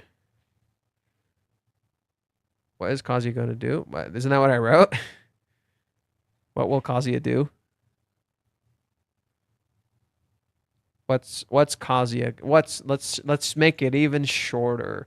What's Kazuya gonna do? Yeah. Make it shorter. What did you just say? Oh. I like that. I like that. I like that. What did you just say?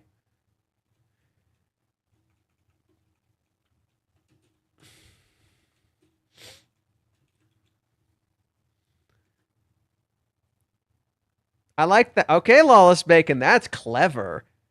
Literally using that title, because the title works. I like that. Creative. See, that's a good title. Because everyone's gonna be like, what the fuck? What's he talking about? What's going on? Who said what? What's going on? Right?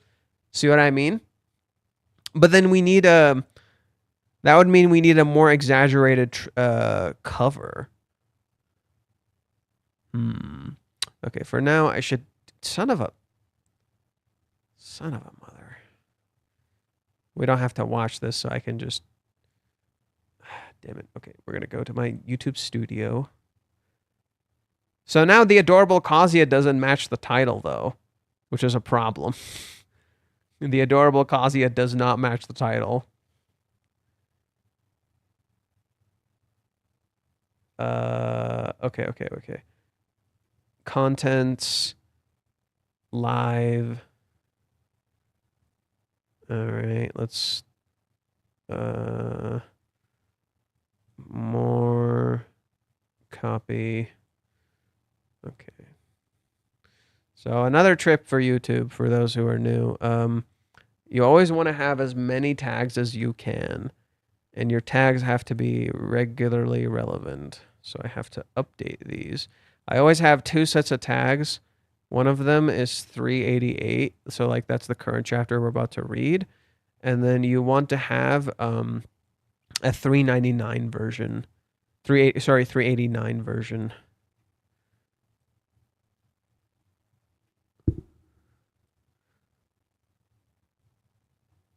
Boom. All set. We said no to altered content. Edit in oh, you mean so like the red light things? Or eye veins? Like you want me to literally draw eye veins?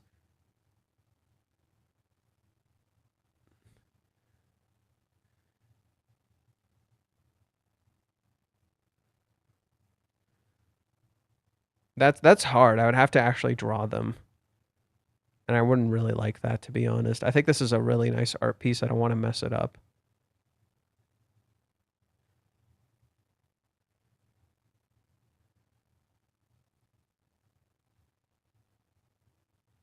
I think I'll keep it as it is. I don't know why. I think it kind of works. I'll keep it as it is. I'll also make Mini bigger, maybe. Should I?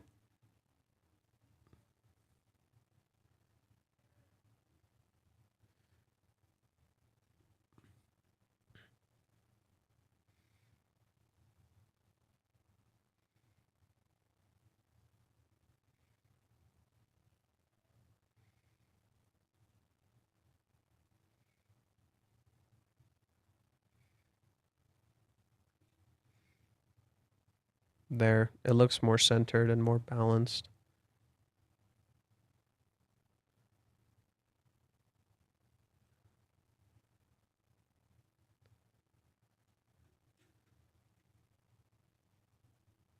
Which one looks more balanced?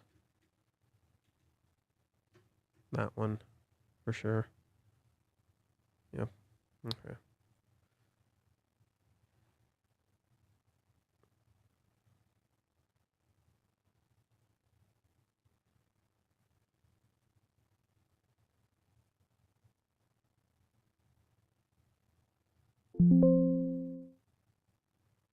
Okay.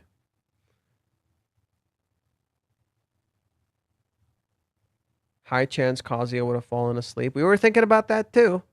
Kazuya may fall asleep. That is totally true. Now let's grab it. Toss it in here. And then grab you, move you over here. Yeah, it looks good. Look at this. This is a good ass thumbnail. It's really fucking pretty. It's a good thumbnail. Monetization, customization, all that fun stuff. So tomorrow's August 5th. And then I'll set it for 7:55 a.m. Perfect. Yeah, so it'll be 7:55 a.m. And then, you know, I wait 5 minutes for people to tune in. And then we can start the chapter.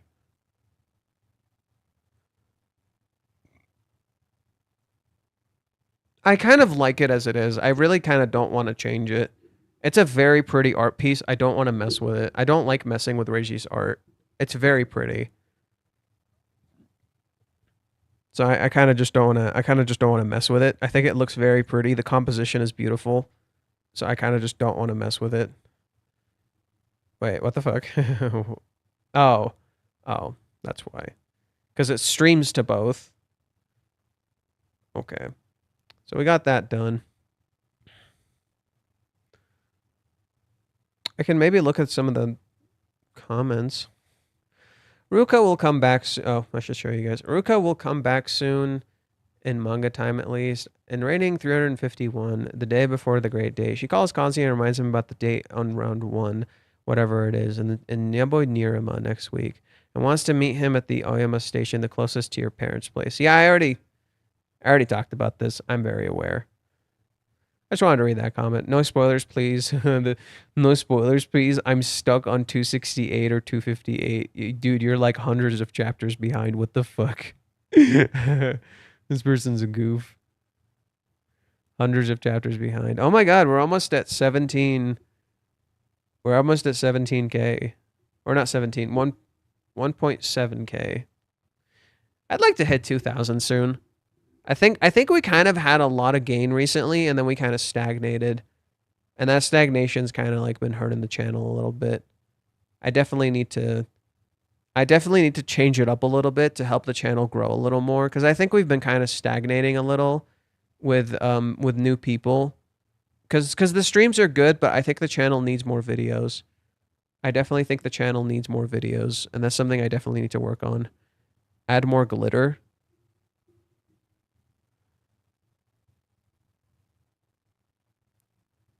Did you see a timestamp you agreeing with me, lol? I forgot. What was your theory again? It's like, oh, Minnie and Chizuru might get into a fight. We'll have to see. Save before quitting. Upload clips from the stream, maybe. Here, I'll show you what I've edited so far.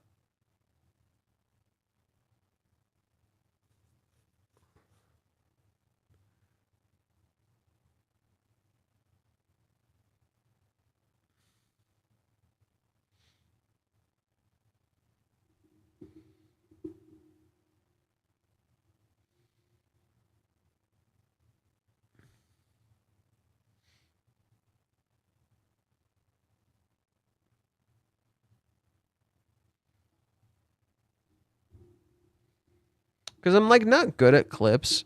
I feel like I need to find a way to condense them to like 20 minutes. It's just I always have a lot to say and I want to have it all in a video. So I'm not sure how to like approach it, which doesn't help. Because I always like, I want to include everything, you know? I want to have all the stuff.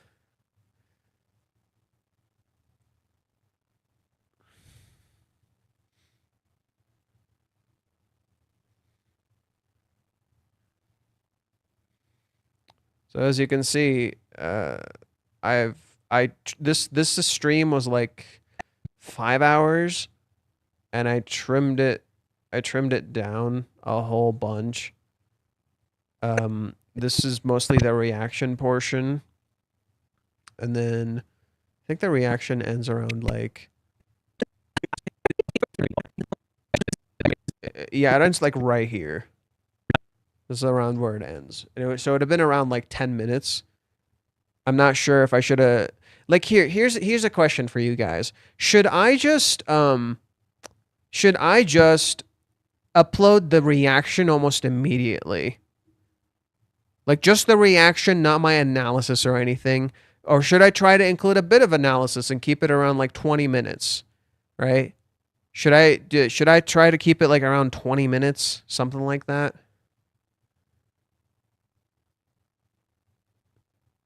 Do chapter rankings?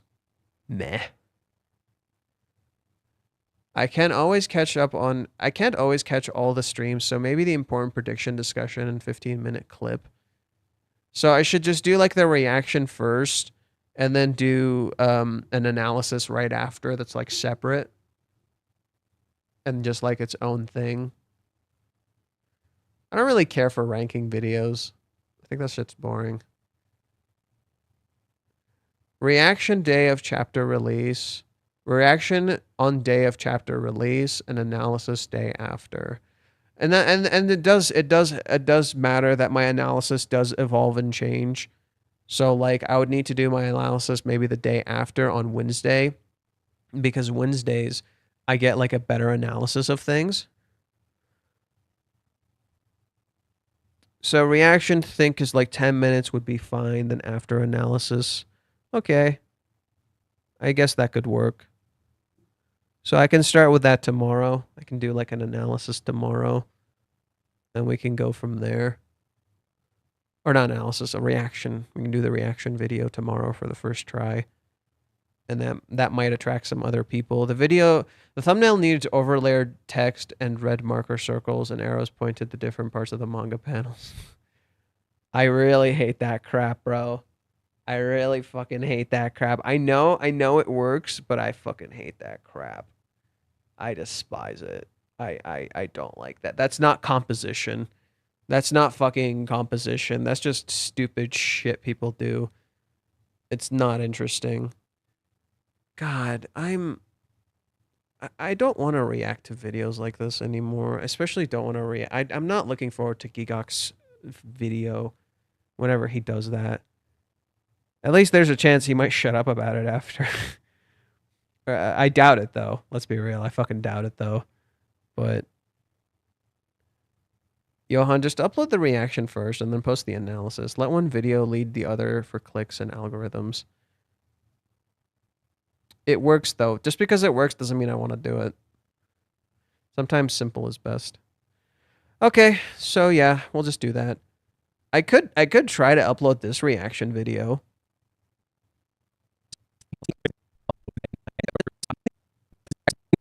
I could upload this one. People feel less compromised to see shorter videos. The illusion of choice makes them binge YouTube. So because I'm making them shorter, people are more likely to watch them. Is that what you're saying? Gigok, what about him? He said a while back he plans to do, not like a while back, it's like a week or two ago. He said he was planning to do a Big Rent a Girlfriend video, and the video he did for the blue-haired girl anime was like a test run, which I don't get. That format wasn't even that unique. It was mostly like just him talking about the story and reacting to it.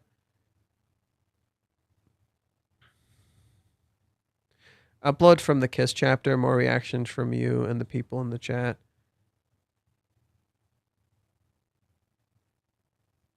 I do want to include chat in some way. I'm just not sure how. I would need to go to the actual stream and like clip people's reactions which would be a little bit more difficult. I don't know how to include chat on YouTube. I don't know how to include you guys on YouTube.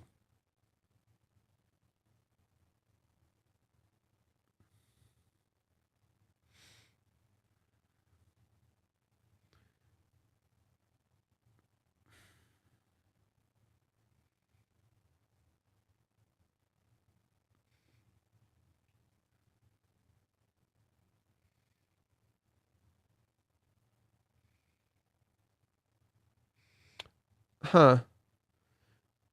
Kenma means pivot, essence, or vital point, referring to something crucial that holds everything's order. It can also mean requirement or necessity in certain context. The name Kenma means the pivotal one or the essential element. It suggests someone who is indispensable or plays a central role metaphorically. It represents the linchpin that keeps them functioning. Jesus. Yo, this dad is fucking terrifying. What the fuck kind of name is that? He's the goddamn linchpin? What is he, a kingpin? Jesus Christ. Historically used in the phrases like Kenmashi, the keystone in architecture. Wow. In Shinto, refers to the tutelary deity protecting a region. Appears in classical literature describing a crucial moments or people. Kenma's surname broken down to 3 syllables, Shiunji, Purple Cloud Temple.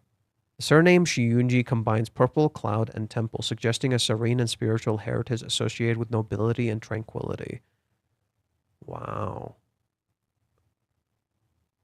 That's actually really fucking interesting. You mean millions of views? Hundreds of views? Millions. I guarantee you his video will hit the millions. No doubt about it. I'm going to end soon, too. Take care. I'm kind of feeling kind of burned out. The father is an evil Cupid in disguise. I don't even know if he's an evil Cupid. I just think he's a manipulator. I think the dad's like a total manipulator.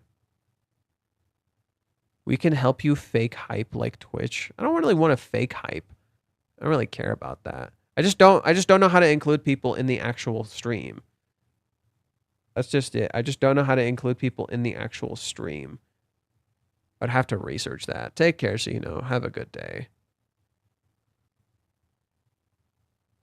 All we need is the constant cuts memes every 5 seconds that seem to draw you in 13-year-olds, every YouTuber ever. Yeah.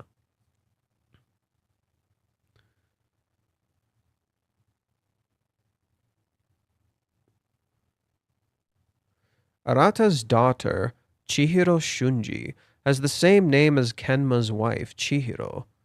What the fuck? What? Chihiro Shunji is the daughter of Arata Shunji and Arata's wife. Very little known is about her background, appearance, or role in the story. Her identity remains a mystery. She has twin ponytails like Oka Shiunji. As she has hardly spoken, her personality remains unknown. Chihiro's name can be broken down into 3 syllables, Chihiro, with 2 kanji characters. 1,000 means 1,000, symbolizing vastness, abundance, or infinite possibilities. Is an ancient unit of measurement. 1.8, the span of outstretched arms, representing depth, distance, and profoundness. The name Chihiro means 1,000 fathoms, metaphorically implies immeasurable depth or boundless potential. It is often associated with vast oceans, deep valleys, or lifelong journeys. What in the fuck? What in the fuck is Reiji cooking? What the fuck is Reiji cooking? That's crazy. What the hell? Whoa, what even?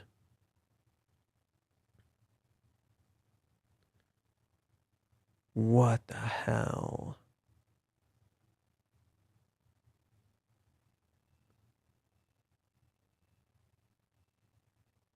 Wow, that's weird. The daughter looks like Bonri. She has a combination of all of them. She has twin tails like Oka, and she has these things that look like Bonri's. Like, literally, it could just be a massive misdirect. They're not necessarily in the same universe. They kind of are and they aren't. That seems to be what's implied. His editing video, including chat, are the best. I see you're a man of culture, Bulver. What did Bulver say? Listening to people complain about Rent a Girlfriend is like being in elementary school and everyone bashing Digimon Frontier, saying it's the worst when the fact it's the best. No, not really. It's possible, but super unlikely. What is?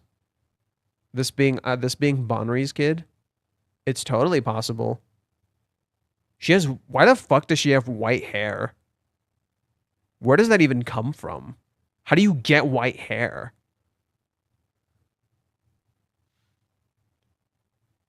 Wait, white hair? Wait, that's what's his name? That's Shion's hair color. What the hell? Do we even know if this is actually his kid? When does she appear? Appearances? No, like when does she actually appear in story? Chapter 13, episode 5. Let's go check that out. I'm curious. It's got me a little curious what the deal is with this kid.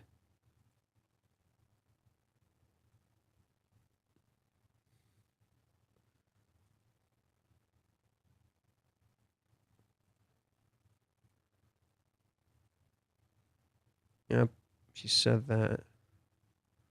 What's going on with Arata and his dad here? What's this out of nowhere? You're the eldest son of the Shiunji family. It's a parental affection. I don't have one, actually. There's no need to rush. No one is strong enough to resist from falling in love. Why did you marry Mom anyway? Her face. Don't be that blunt. I'm just joking. At first, I didn't think what a beautiful... I did think what a beautiful person. She was as strong as lightning and as warm as sunlight. I was just weak. That was more than enough to make me fall for her. What the hell? Though, isn't it strange that you only keep one picture of her if you think she's so beautiful? A photograph can never truly reflect her beauty. Do you remember the promise of room 8? The one you said you were gonna show us when we were adults. You even theorized that it's an entrance to another world. Is that so? Wait, is it actually? What the hell? Wait, is it actually? What the hell? What the fuck? Is it actually? Wait, I actually thought this when I first read the manga. I thought Reiji was doing some supernatural shit in secret. No shot. I do respect you, you know. I think you're a very clever person. There must be a reason of the timing of when you told us the truth. Though there's still some truth that doesn't make sense. I'm still proud to be your eldest son. I just want to protect my siblings. I don't care what anyone says. I'm going to make every single one of them happy. Good luck with that.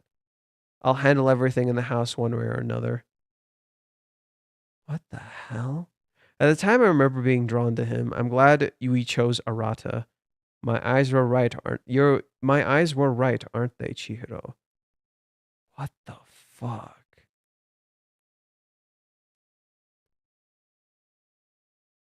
Greetings, my beloved siblings. Where are you guys now? What have you guys been up to? What are you eating? What makes you laugh? Who are you holding hands with? Going out? Yeah, we're going to the cemetery. I see, it's already that time of year. Reminiscing back at those things, I began to cry from happiness. Fighting during the night, the tears that were shed, and everyone's laughs. I treasure all of them.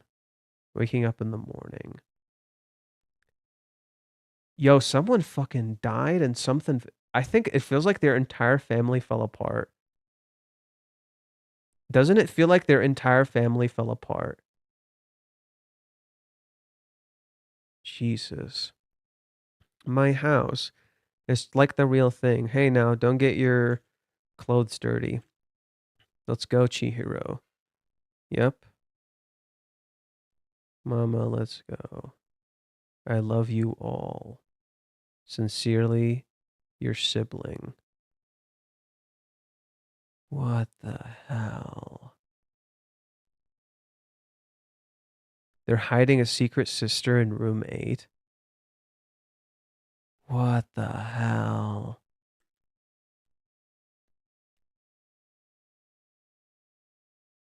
This story is gonna get so fucking dark soon. I can feel it. What in the shit?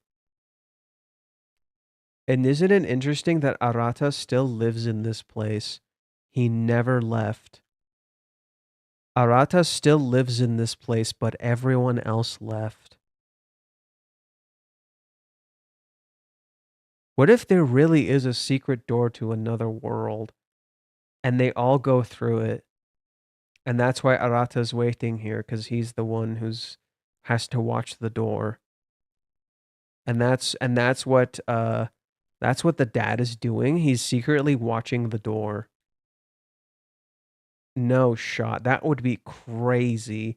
That would be one hell of a fucking twist. That would be crazy twist. What?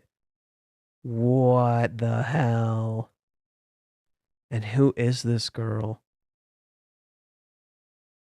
You have no idea.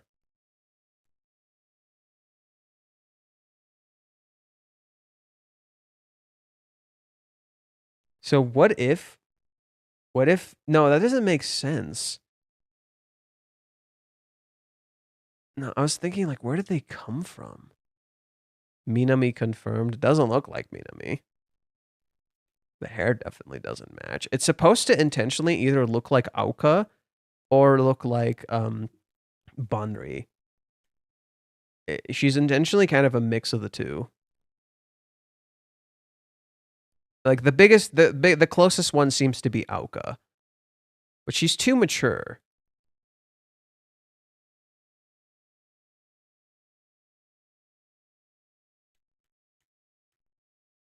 That's interesting, dude. What the fuck? Don't, please, no, Reiji, don't mix your lie in April with the ending in the Chronicles of Narnia. I think it's a disguise who the wife is to have the hair color. Oh, yeah. Didn't they do the same exact thing with quintessential quintuplets? You couldn't tell who it was because they hid the hair color. Isn't that literally what they did in quintessential quintuplets? It's like Reiji's intentionally nodding to that. This whole thing seems to be a massive reference to quintessential quintuplets. And considering Reiji has talked with the author for that story and they know each other, it makes a lot of sense. And isn't it crazy that the one chapter they happen to mention the other world through that portal thing, you have this thing Arata's talking about where all of his siblings are gone. And he hopes they're all happy. Rather than, it's like he didn't actually make them happy. They all disappeared and left. Isn't that interesting?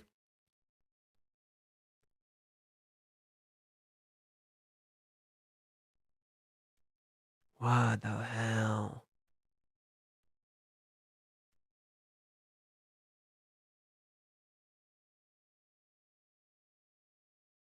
My eyes were right, aren't they, Chihiro?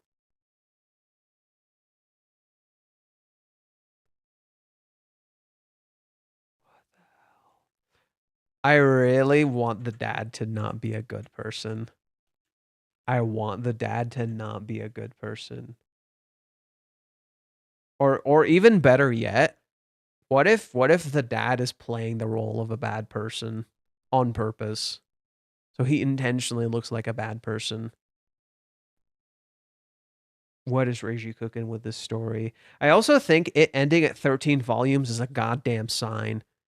Like 13 volumes, literally unlucky number. What a number to end on. Not even like a positive number, just like an unlucky number like that.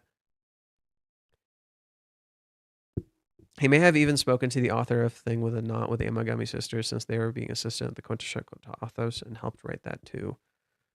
They've all probably connected and met through like stuff. The author doing cherry picking, or the father is? Could be. Really does make my house. The kid made a sandcastle version of her. That doesn't look like...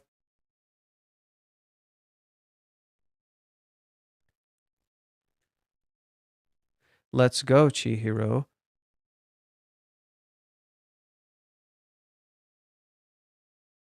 They look like they're... What the hell?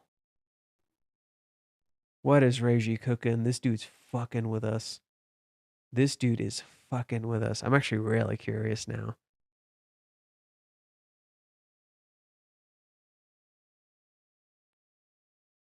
I don't know what the deal is with this, but it's interesting. It's definitely got me curious. The names hint at so much.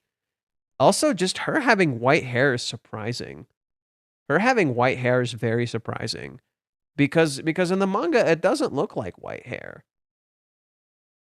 Right? This doesn't look like white hair. Because the way Reiji draws white hair is actually white.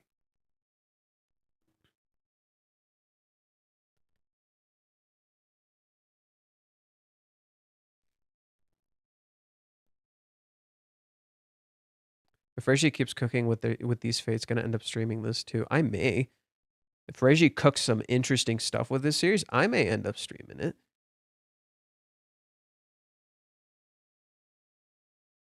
Yeah, I'm curious. Right, it definitely looks like Bonri. The girl actually looks more like Bonri. Right? It actually the girl here looks a little more like Bonri than she does any of the other sisters.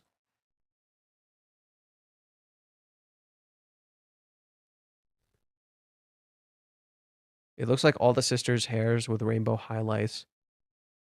Jesus. I'm pretty sure it's rainbow, pearlescent white. Holy shit. It's all their hair colors? What the hell? And the fact that like writing notes seems to be like a thing that Reiji is like doing consistently in this story, the repeating thing seems to be them writing letters. What if Chihiro was just Arata's imagination? Maybe. We don't even know if this is real. I don't know. We don't even know if this is real. It just... Yeah, it just implies a whole lot of time skipped. And Reiji... And if you remember... If you remember...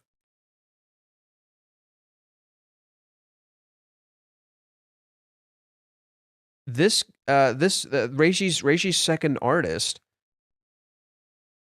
drew this adult Minami. Maybe there's going to be a time skip soon, and we're going to see older versions of these characters. There may be a time skip soon, or something where the characters get older and they leave high school and their entire POV changes and everything changes. Who knows? Seems like Reiji's setting up a lot. I'm gonna really love when like crazy revelations are gonna happen for this story, and it's gonna like flip everything on its head. And rereading it is gonna be so interesting. You're like, holy fuck, it all clicks together. This dude's crazy. This dude's crazy. Anywho, I think I'm gonna end it here. I've been streaming a little bit. We got through the video somehow. I didn't like watching it, but we got through it. And I kind of want to stop and get some rest before we get into the stream tomorrow. Arata is forcing his siblings to follow their own dreams while he sacrifices himself and stays behind to do what dear old dad wanted for him. Jesus. Maybe. He literally gives up his choices and autonomy and becomes exactly what his dad wants him to be. That would be dark. But doesn't that seem interesting that Arata's entire goal is to make his siblings happy, and his dad is just like, "Oh yeah, I picked the right person. He's going to make sure everyone else gets to be happy so he doesn't, because he doesn't have anything else." I'm like, "What the fuck? What the fuck?" I keep telling you, the story's secretly dark as shit. The story's secretly dark as shit, and it's just like hidden in plain sight. Anywho, calling it for now. Thank you guys for watching. This was an okay stream. I think the stream could have been better. I think it was okay overall. But thank you for tuning in. I hope you had fun. And I'll see you guys another time. Take care and have a good day. I'll see you guys in a few hours. Bye-bye.